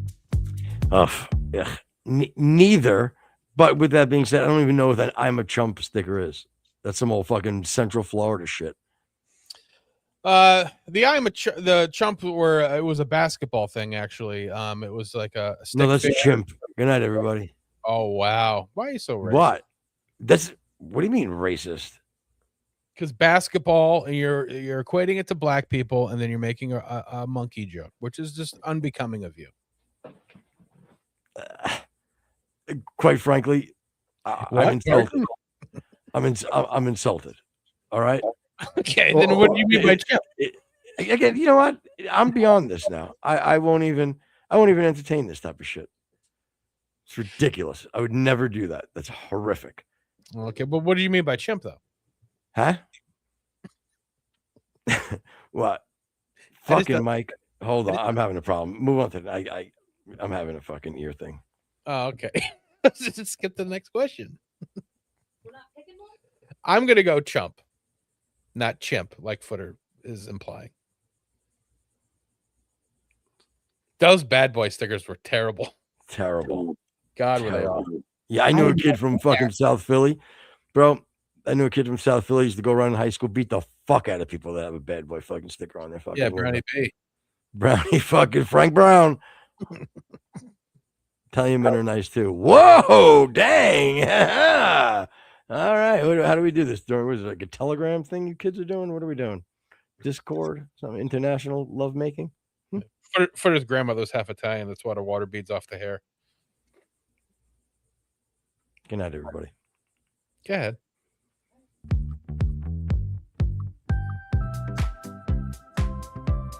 Would you rather listen to West Coast rap or East Coast rap?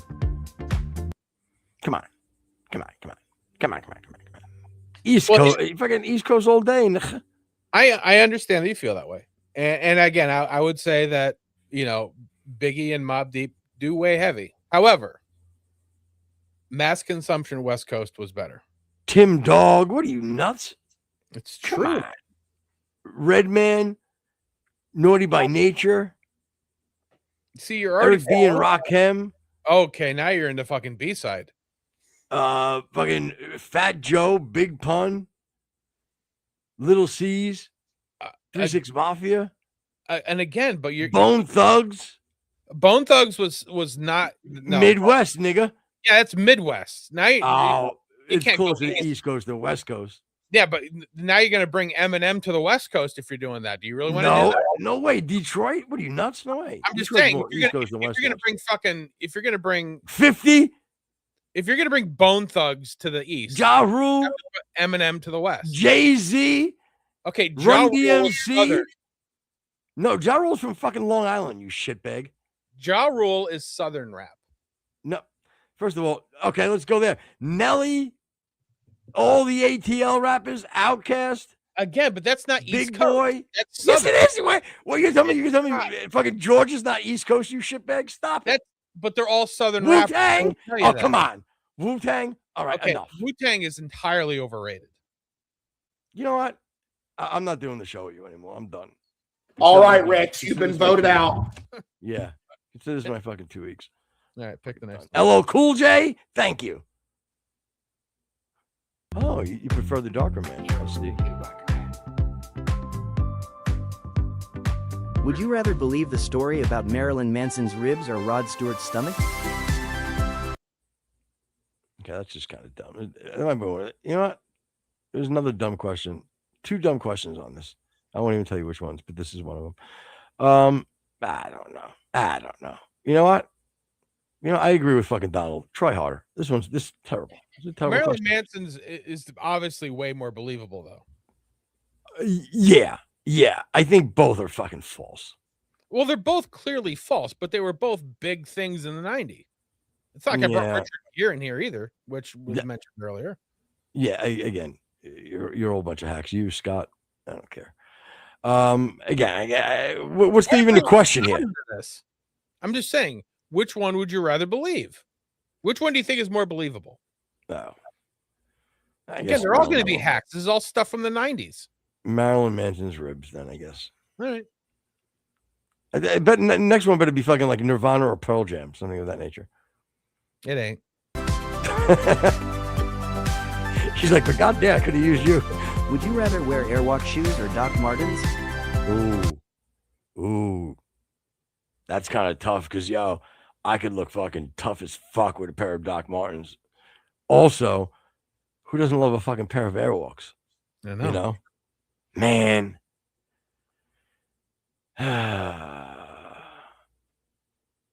You know, the thing with like the Doc Martens, and if you never had them, you want to like they were the most miserable thing to wear for the first 2 weeks, but then they became the most comfortable pair of shoes you ever owned. What, Doc Martens? Yeah. Yeah, of course. Yeah. But there's so much rich history in Doc Martens. The tapestry. Yeah, it's just you know, I've never seen a fucking neo-Nazi look sharply fucking dressed from the waist down, or a than lesbian. wearing a good pair of Doc Martens. Yeah. See, that was the bridge that the Nazis and the gays should have crossed over on, because you get your hard stomping Nazi and your big-footed lesbian, and boy, they both wore the Doc Martens. Both had the same haircuts. That's true. Slump's going to go Airwalks. Yeah, I agree. Docs hurt your feet, but again, unless you put in the work, by the third week they were the most comfortable shoes you owned. Yeah, and they can look badass. You can fucking lace them up high, fucking do the old fucking straight up neo-Nazi fucking cuff. You can fucking wear you wear fucking a pair of fucking shit. You wear a pair of fucking slacks with them. Next thing you know, they're fucking basically a dress shoe. You know what I mean? You could fucking keep them halfway untied and fucking jump on your motorcycle. You're cool as fuck. Again, you really don't lose with Doc Martens. But I was gonna say the other great thing about them. You ever read the fucking thing underneath them? You can also walk through acid, lava, chlorine, like the warning underneath of it. You could walk through anything. Yeah. Meanwhile, Airwalks, you can basically you're in trouble even walking fucking through air. Thing will fall apart in a day. Yeah, I own both. Airwalks definitely were comfortable, but I would go with Doc Martens. Yeah, you know what? I'm gonna go with Doc Martens too. All right. Let's see if Jen's a lesbian or not. What's she gonna say? I'll go the Airwalks. She's like, just to not be a lesbian. Definitely a lesbian. She's like, I'll go cute skater trip. Would you rather wear Genco jeans or hammer pants? Come on. What are easily Genco jeans. Adorable. No, first of all, nobody, even when hammer pants were popular, who the fuck is gonna wear hammer pants? Yeah, not only would I pick Genco pants, I still have them. And not only that, they're well. Again, you're a classless, not you. Well, you too, but if you're wearing Gencos now, then or whatever, you're a classless shitbag. But they are back now. So, I wore mine the other day at the county fair. Yeah, well, you're a classless shitbag then. What do you want me to tell you? That's not in dispute. Yeah, and dang commented. He said there's no such thing as a lesbian. Yeah, I've heard you say that before. I think you have very weird. Skinny jeans are my favorite. I look good in them. Okay, sure. Well, I'll leave that to Jen to compliment you on it. But dang, I think you've made that. You've made that. You have odd takes for a gay man. And again, if I appeal to authority, then I got to believe you. I tend to try not to do that. See, Slump's talking about Israel. See, we should have done the other would you rather. All right, cut into it now. Well, we'll finish this one. We'll do the other one. All right, fine. Yeah, skinny jeans. I'm gonna have to talk to Marge about those. Yeah, Jenko's always made those holes on the bottom. Yeah, you definitely wore out the bottom, but that was the whole point.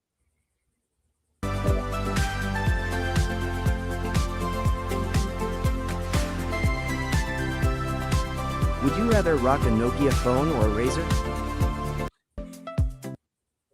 Oh my God. I guess Yeah. I think the Nokia. I think I'd do a Nokia. Yeah, I would do a Nokia only because like the motor, as cool as they were to flip open, like they constantly were breaking. Yeah, I agree. Yeah, Slump Razor was clean. There's no doubt about it. They were a slick phone, and I had them both, but I prefer Nokia. Yeah, Jenko's definitely made the holes on the bottom always. But I guess they weren't a good pair of Jenkos if they weren't all torn up at the cuff on the bottom. You know, I actually looked up the pants that I own. They're worth like $800. How I like my girls. Whoa. Hold up and rough around the cuffs. I got you. Yeah. Again, if you haven't had double rotator cuff surgery, I won't date you. I'll basically only date anybody that has the fucking rotator cuffs of Tommy John. All right, so I'm gonna go Nokia. You know Nokia. Jen's I'm gonna go Razor. I'm gonna go Razor. Of course you would.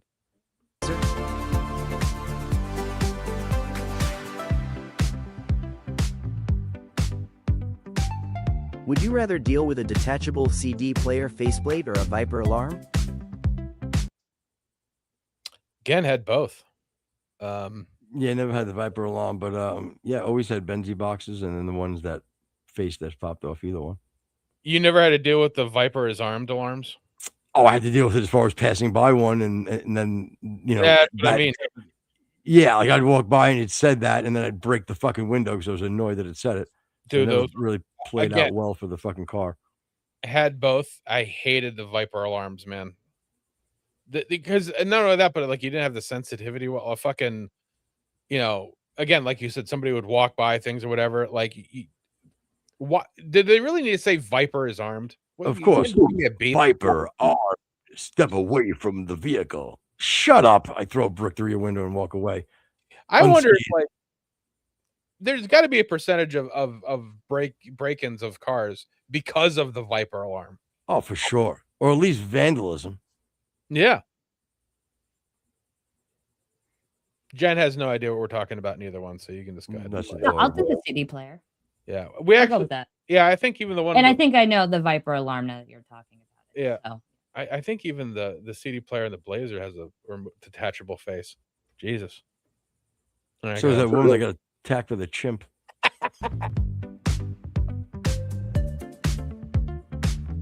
Would you rather have a magic eye poster or a blacklight poster? No idea what the magic eye poster is, but I always loved blacklight posters. Jen didn't remember these either. The magic eye posters were a computer generated poster, and it was like you couldn't really make out anything at all. But you stared at it long enough and a picture would pop out of it, like 3D picture popping out. Yeah, is that what never mind. There's gonna be some horrible uncle molesting you joke. That's all right. All right, pick up the political one. We'll do that one and then blacklight, by the way. Yeah, I go magic eye. Those things are cool. You're cool. Thanks. I thought you were talking about Tool posters. Almost the same type of. Yeah, they always had pretty cool fucking posters. Yeah, the double entendre. Oh, Copperhead Roads, would you rather? Here are 10 political questions you don't want to answer. Would you rather live in a Muslim country or live in China? China, without it. China, without a doubt. And I don't like the I love Mao. Seems putting me behind an 8 ball here. Yeah. I don't know if that's racist or not, but definitely I would much rather live in fucking China than a fucking Muslim country. What, are you kidding me? Now, if I had to live in like Dubai, I think I'd be okay there. I probably would make it in Qatar or Qatar, as the kids say. Yeah, I mean, when did we decide on Qatar? Wasn't it always Qatar?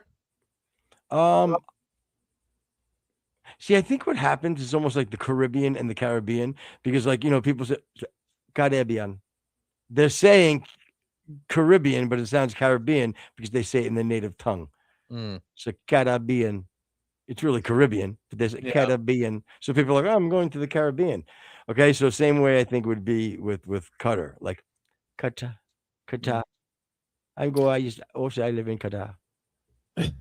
That's actually not a bad cutter.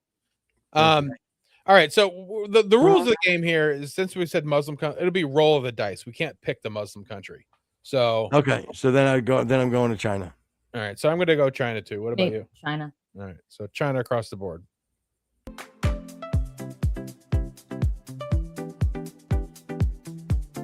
Sounds like we're all trying to decide what to eat for Would you dinner. rather allow abortions or allow minor transgender surgery? Whoa.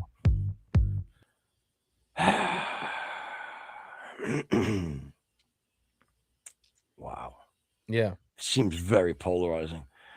But yeah, because I mean, you're either ruining you know life what? or after. You know what? You know what? I guess I'm gonna have to allow the fucking surgery.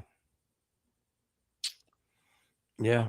Barney, neither. I don't think you understood the assignment, Barney. Yeah. Again, so I go with Barney. Neither. Game over. Wow, that really sucked. Wow, Barney. Jesus Christmas.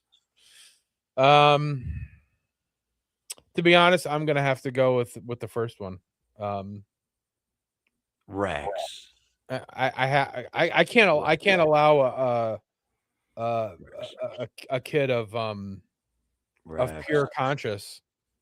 Seriously, it's not good either way. But I can't allow a kid of full consciousness to go through that kind of actual. Well, no, if you know what? No matter how you said it, I would still. I can't. You can't go with the first one. You just can't. Again, I'm not happy about the second. Am I turned on by it? Sure, but am I happy about it? No. And it's not. We're not talking about. Barney just went, okay, I quit. Yeah, and Dank says you can revert back. Actually, you can't.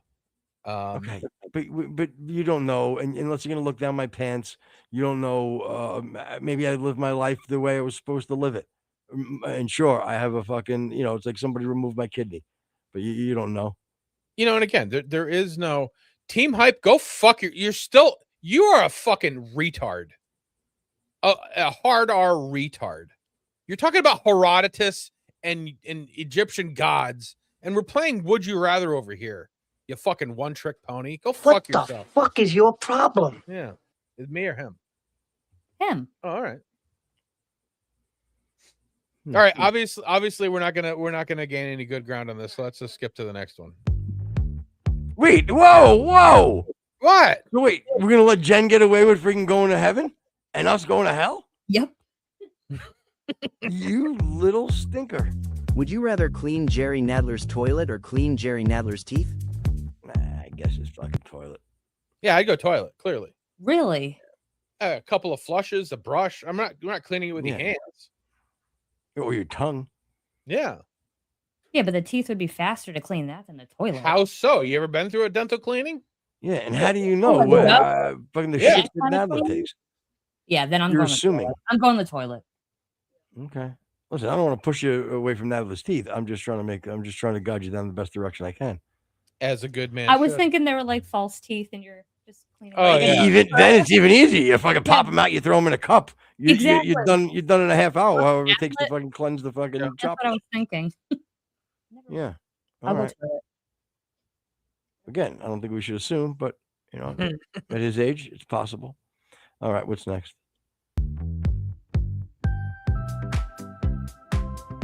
Would you rather let Joe Biden babysit or let Hunter Biden babysit? All right, hold on. I guess I want to give credit where credit's due. Team Hype did something funny, I think. Okay. Yeah. I can't see it now. Can you take your finger off the? Thank you. Haru or Har, Harai Sky God, and Kingly Protect.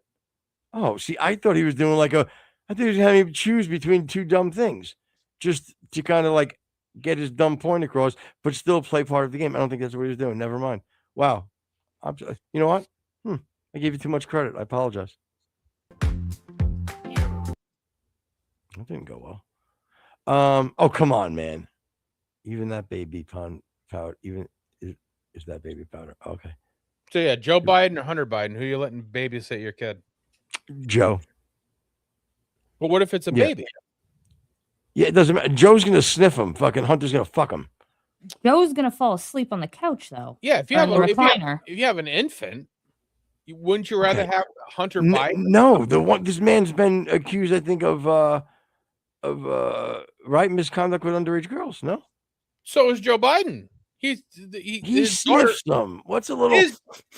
Joe Biden's daughter wrote a fucking diary entry that he was in the shower with her. Well, you put no showering rules. I don't know.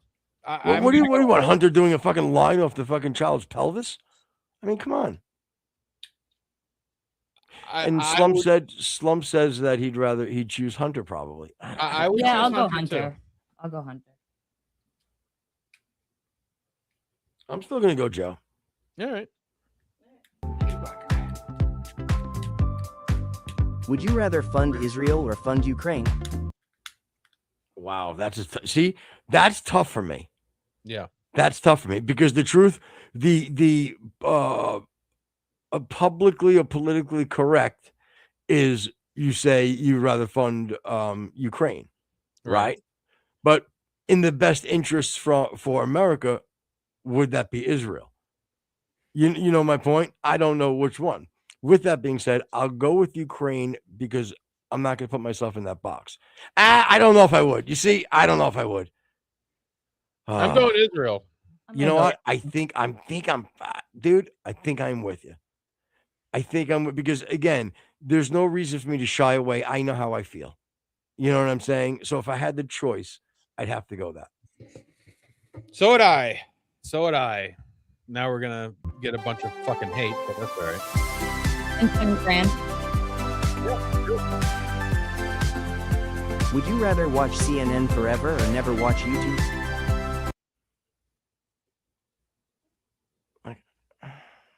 Well, I don't want to watch CNN forever, and if I pick that, that means I would wait. What? If I'm watching CNN forever, then where am I going to get the time to watch YouTube? You can have two TVs going. All right, then I'll watch CNN forever because I like YouTube. Yeah, I would have to go that too, unfortunately. Yeah, what are we gonna do? With the TV. Yeah, again, I don't like Jen putting these extra stipulations. Just for the record, I'm sitting there sweating like a pig, thinking I'm making the wrong decisions, and you're sitting there fucking, skipping away through life. I mean, what are we doing here? Are we gonna make this thing where we're nervous? Because I'm getting nervous over here. Don't get nervous. Well, I mean, Jen's making it a little easy for herself. I'm a little nervous. All right. But now I'm sitting there sweating over here. If I can stop putting stipulations, then I'm gonna put now we're muting things. I mean, well, again, I don't think there's any reason that you can't offer a stipulation. It doesn't mean that you're going to get approved. But okay, you so can you're team mute as well. Obviously, you guys are big mute. Fair enough. I see what's happening. Oh fuck! Like fucking what's his face from Mice and Men. Again, I know it's over your head. Go ahead and play. Not over my head. George. Would you rather hang out with Hassan Piker or hang out with Sneeko? Wow. You know what? I'm gonna this is easy for me. I'd definitely rather hang out with Sneeko. Okay, because he has, but he's such a dope. Yeah, he's so easy. Like next thing, I'd have him being a Christian and spending money on me in no time. I'm gonna go Sneeko because I can't handle Hassan fucking shocking his dog. That just pissed me off. So Same for that reason. Same thing. Yeah, I can't stomach that man. I can't. But Sneeko wouldn't even allow your dog in the house. Again, I'll sleep outside with the dog, but I can't handle that Hassan Piker. So yeah, I'm gonna go. I'll go Sneeko too, but because Hassan, there's so many things that are just absolutely disgusting about Hassan Piker, including his fucking fit. Disgusting, bro. Yeah.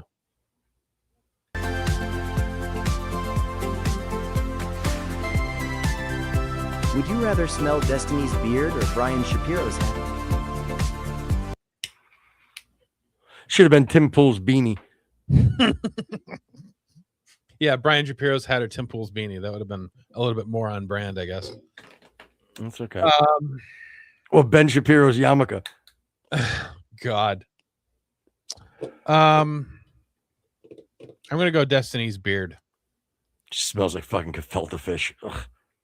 The best case scenario, you're at least getting some wash every now and again. But No, Brian Destiny's beard would smell like fucking cum. It's a little close to then the I'm in. mouth. Definitely Destiny's beard. But yeah, but Brian Shapiro's hat never gets washed. Yeah, I'll go. Yeah, or I can Jay see him Dyer's doing a clean mustache. break. So the hair's always. I'm gonna go hat. I'm not getting that close to Destiny's mouth. I'd rather smell Scott from Over the Pants Andy's beard. Yeah, but that just smells like sandalwood. Let's be real. That's true. He's a handsome fella. Not too bad on the eyes. Go ahead.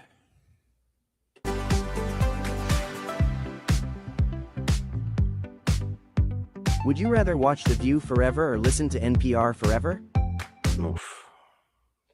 What's up, Glenn? I'll go NPR.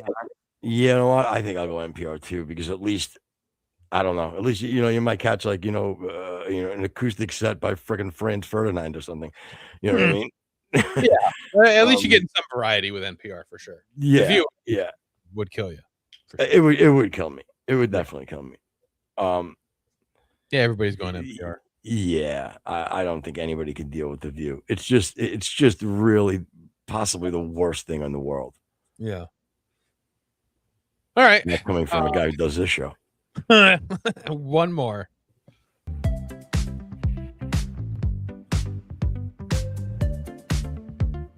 Would you rather do a trust fall with Nick Fuentes or with Andrew Tate? Oh, I don't know why I cut it off. But yeah, the other one is Andrew Tate. So who would you do a trust fall with? I don't know. I'd be worried freaking that fucking Nick's thumbs would unhinge like a snake's jaw and I'd fall right through it.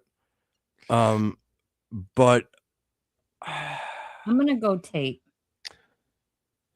Be stronger. I don't think I'll. I understand.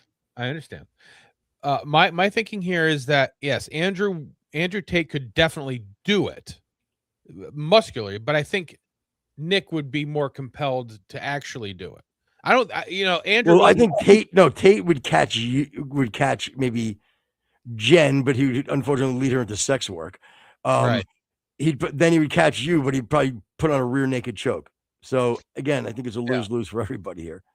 Yeah, because I think Andrew Tate would just be like, oh, fuck this guy, and just let me drop. Nick, I think does have a fall. Yeah. Yeah. Again, I'll go. I'll just go with Andrew Tate. Yeah. See, some feels the exact opposite. He says he thinks that Nick would let most people fall and laugh. That's a great point. I don't know. I get a little bit more of a. If your last name was Tannenbaum, I picked Tate.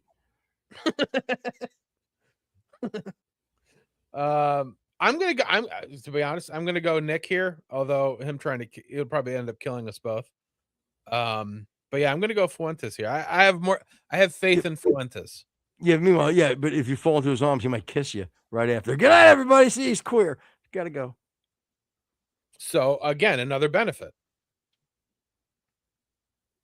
Yeah, true. Very true. So who you picking? What means Christmas tree in German? I want to know. Fuentes? That meant hot. I'm talking about the land. Team Hype's got freaking Dang into the poor abyss. Dang. Yeah. Poor Dang. Yeah, don't fall prey to even answering Team Hype. I've gone way beyond you, he says. All right. Well, he's asserting. I like the way you're asserting yourself. Cock first. Dang. Good boy. Good boy. Tannenbaum, however you spelled it. Oh, is it? Tannenbaum means okay. Yeah, that's cool. Yeah, that's why they say I'm going to cut down my own. See, oh my God, that's not good. You're going around saying, I'm going to cut down my own Tannenbaum this season. Oh my God. But you're saying that's better than abortion. What? But you're saying that's better than abortion than cutting off your own Tannenbaum. Oh, good one. Good night, Mm. everybody.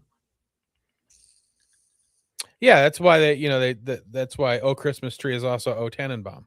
Oh, Tannenbaum, oh, Tannenbaum, we gaze at all your beauty. I never understood that movie, The Royal Tannenbaums.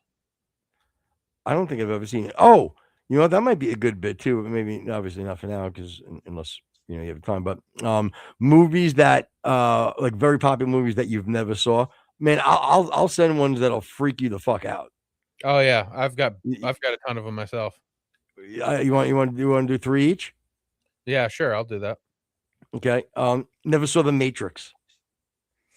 Never saw any of the Star Wars. I never saw Fight Club.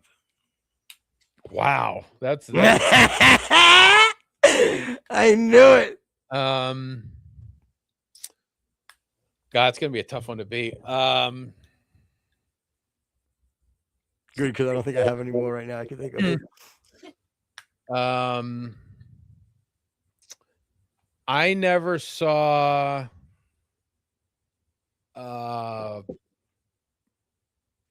the fucking movie with Jimmy Swaggart, the Christmas one. Not Jimmy Swaggart. I have no idea what the fuck you're talking about. The Jimmy Stewart. Jimmy Stewart, yeah. I mean, but not that bad because it's like way out of your generation. I do know it is a seasonal, and it's also seasonal. Yeah. Yeah, I never saw that one. Yeah, I can't think of any other ones right now. But yeah, never fully saw Fight Club. Obviously see a million clips, no lines from it, no characters, but never actually sat through it ever. You never saw Casino though either, did you? Yeah, I did. Oh, I thought that was one of those that you definitely should have saw, but you didn't. Oh, that's no.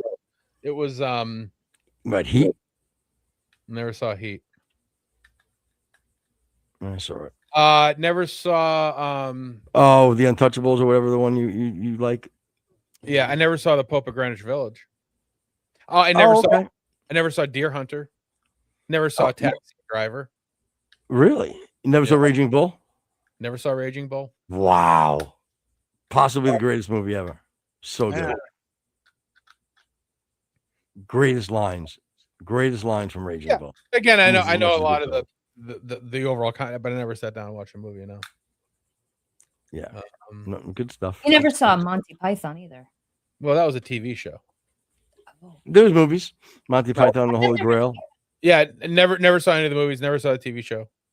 You know what's a great I used to love when I was in the 80s when I was a kid? History of the Worlds with Mel Brooks. Yeah, never saw it.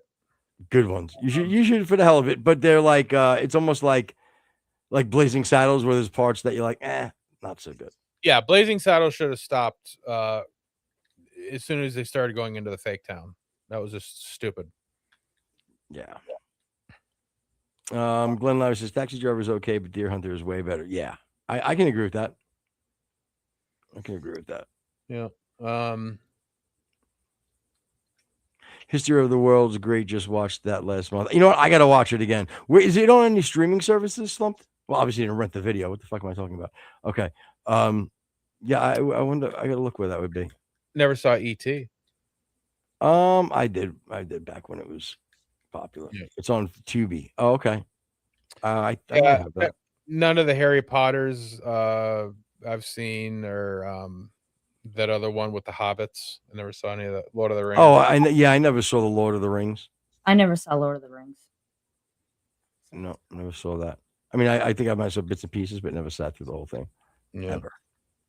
And that's the thing, like, and I've noticed that it doesn't matter which one of the right-handed podcasts that you watch, like they've all seen those, and then they try to defend it as some kind of a, well, it was a very well done movie, the Hobbit movies or whatever, but they've all seen. Yeah, and Slump said that Lord of the Rings is better than Hobbit movies if you ever watch. Again, I'm not opposed. I used to love fucking like Dungeons and Dragons type of shit. Like I love that. Like, and even like Game of Thrones took me a long time. Oh, I never saw that TV show. I never watched Lost.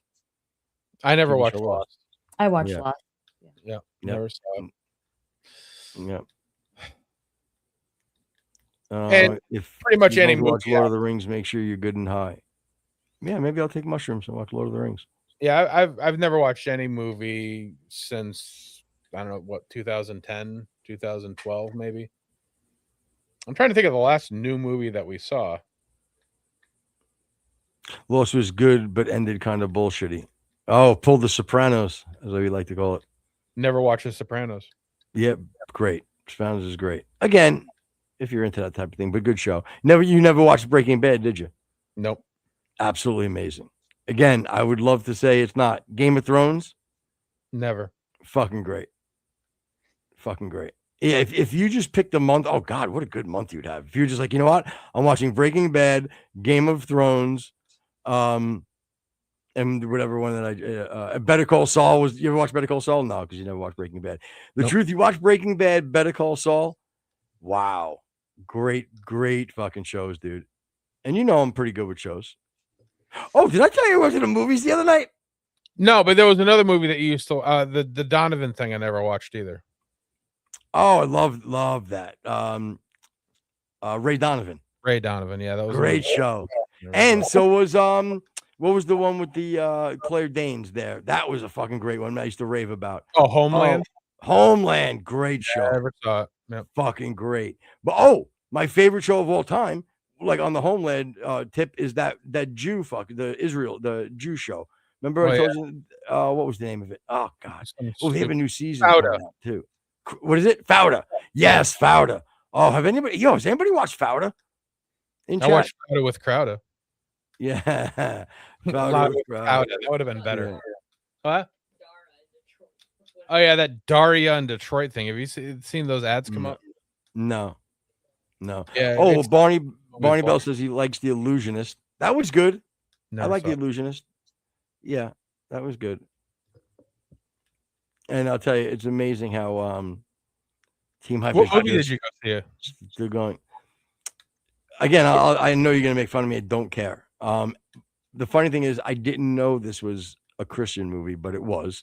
Now, I saw like an advertisement somewhere in April, and I don't remember ever thinking it had something to do with being a Christian movie. Blah blah blah. Yeah, the name of the movie. I was gonna say, who would have thought Fist Me Stanley was a Christian movie? Yeah.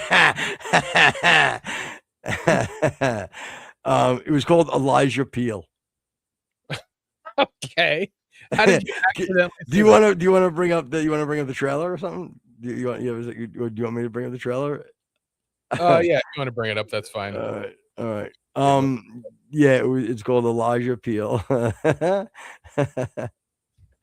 Wasn't he with Keenan? What? Wasn't he with Keenan? Yeah. Yep. That's funny. Hold on, it'll take me 1 second. I'll get it. Yeah. Fucking Team Hype is still going on with fucking translations. God. Yeah. Again, he's insane. I mean, does anybody else give you a forum just to talk to strangers about horse shit? All right, hold on. I'm gonna share my screen here. Yeah. Slumpty says the only Christian movie I liked was an animated one about Moses. I will tell you though, if you're planning on ever reading the Bible, and like, because it can be daunting because you don't understand what's going on. There's a channel, and I don't remember what it is on YouTube, but they basically take all of the books of the Bible and they like in a 7 to 10 minute clip, they kind of give you like a synopsis with like, again, it's like even like sort of cartoon animated about each one of the books, and it kind of gives you like an overarching storyline of each one of the books. And if you watch that, which is what I did, if you watch that and then read the book that you're in, it definitely makes the consumption of that part of the Bible a whole lot easier. So I recommend you doing that. All right, hold on. Let me full screen this bitch. All right. This is the movie I saw, and I saw it on opening day. I wanted to go to bed. This is the story of Elijah Peel, the famous rock star. Rock and roll! But when I first met him,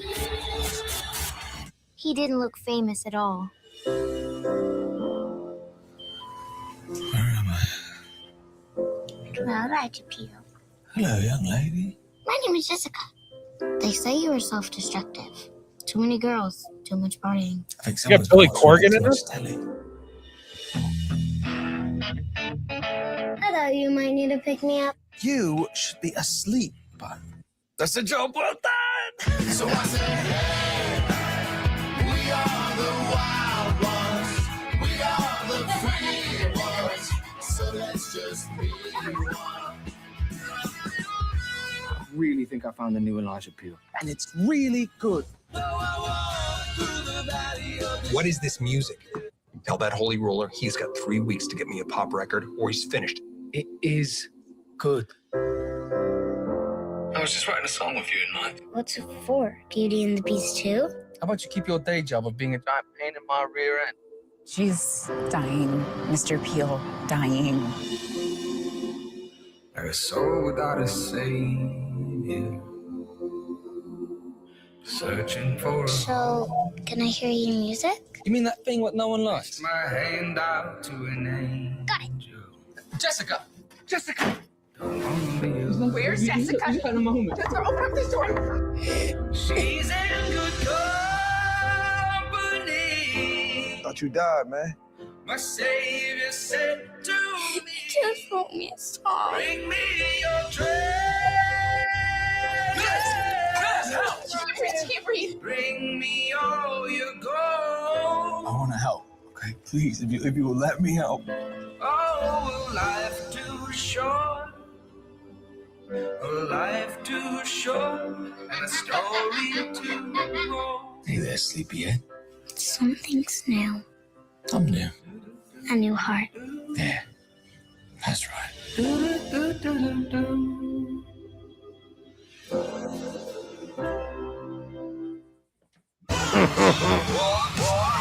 This is the story of Elijah Peel, the famous rock star. I think once is enough. You can, yeah, thanks. I did. So a couple of questions. First of all, you don't see. Do you see right now that I'm a little teared up? Well, that was going to be my first question. Did you cry at the movie theater? Okay. Well, the answer is no. But here's the caveat. I'm not kidding. The entire time I'm watching this, there's certain parts I'm starting to choke up a little, but it's fine because it's the middle of the movie. Okay. And no one's gonna, no one could really see what's going on. You know what I mean? You could probably keep the blubbering part to yourself, right? So Yeah. you'd be okay.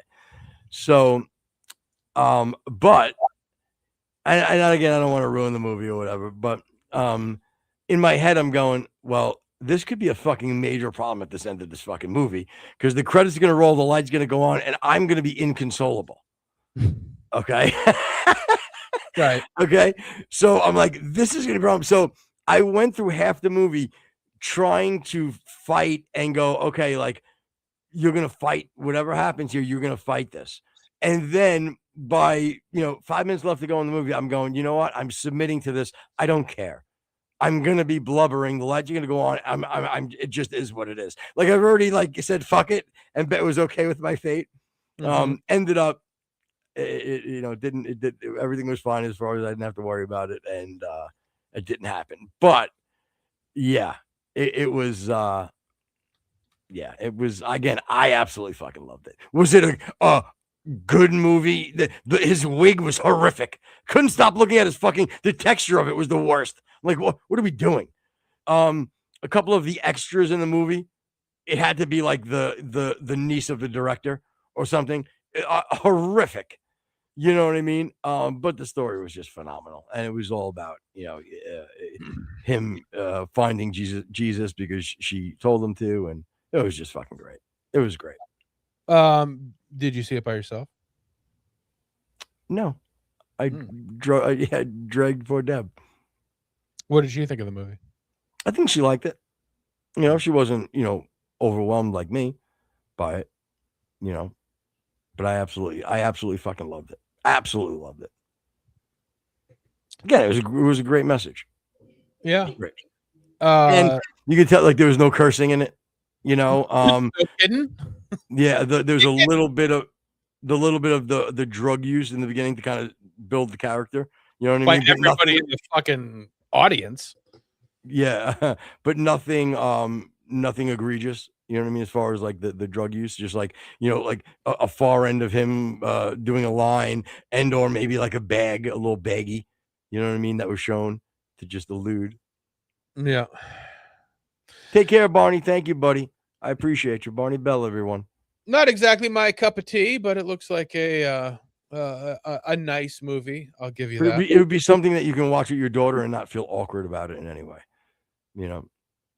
Okay, it's gonna have to be a little bit more of a sell than that, but No. I shouldn't have said you, meaning people. People would be able to go with their family, and it would be something you can go to see in the theaters together, especially if you are a Christian family. It would be a wonderful night out. Yeah, wonderful. What a wonderful way to end this ridiculous episode. Well, again, I forgot to tell you. I appreciate it. I do like the wholesome footer every now and again when we see it. Well, I mean, that's more of the real me. I really do. Again, always not like, what do you want me to do? I mean, God, if you wanted me to tell you stories one day and you really want to get into debauchery, I have plenty of them. Trust me. I said I prefer wholesome. Okay, good. It's a lot better than footer jagging out. Yeah. Your ass, it is not. Nothing wrong with that. All right, everybody. Thanks a lot. Look, as I said earlier, Barney Bell, Team Hype. Who else did we have in there today? Slumpty. Say again? Slumpty. Yeah, no, Slumpty was in there. Where was like what's his face there? Veronic's Gaming wasn't in there today. But again, Glenn Lowry, dang da dang da dang da dang dang da dang da dang dang's the man. Yeah, again, just all around. Sorry if I'm missing anybody. I apologize. Oh, and thanks to Scott from Over the Pants Handy podcast. Make sure you River go. and the Woods podcast. We love them. Yeah, so make sure you go check him out. Go look him up. We'll actually, Jen, if you can, try to slap his link in the description so people can go check him out as well. Yes, The Wonderful Life. That was the one I never saw. Oh yeah, that's right. Good call, Team Hype. All right, guys. Have a great rest of your day. I appreciate you. See you Friday, and God bless you all. And if you're listening on iTunes, which is a medium on the internet where you can listen to music and actually watch some videos occasionally if you're actually into it, iHeart, Spotify, YouTube, Twitch, Kick, come on over to Rumble, wherever you're at. Like, subscribe, hit the notification bell. We will be back on Friday. Good night, everybody.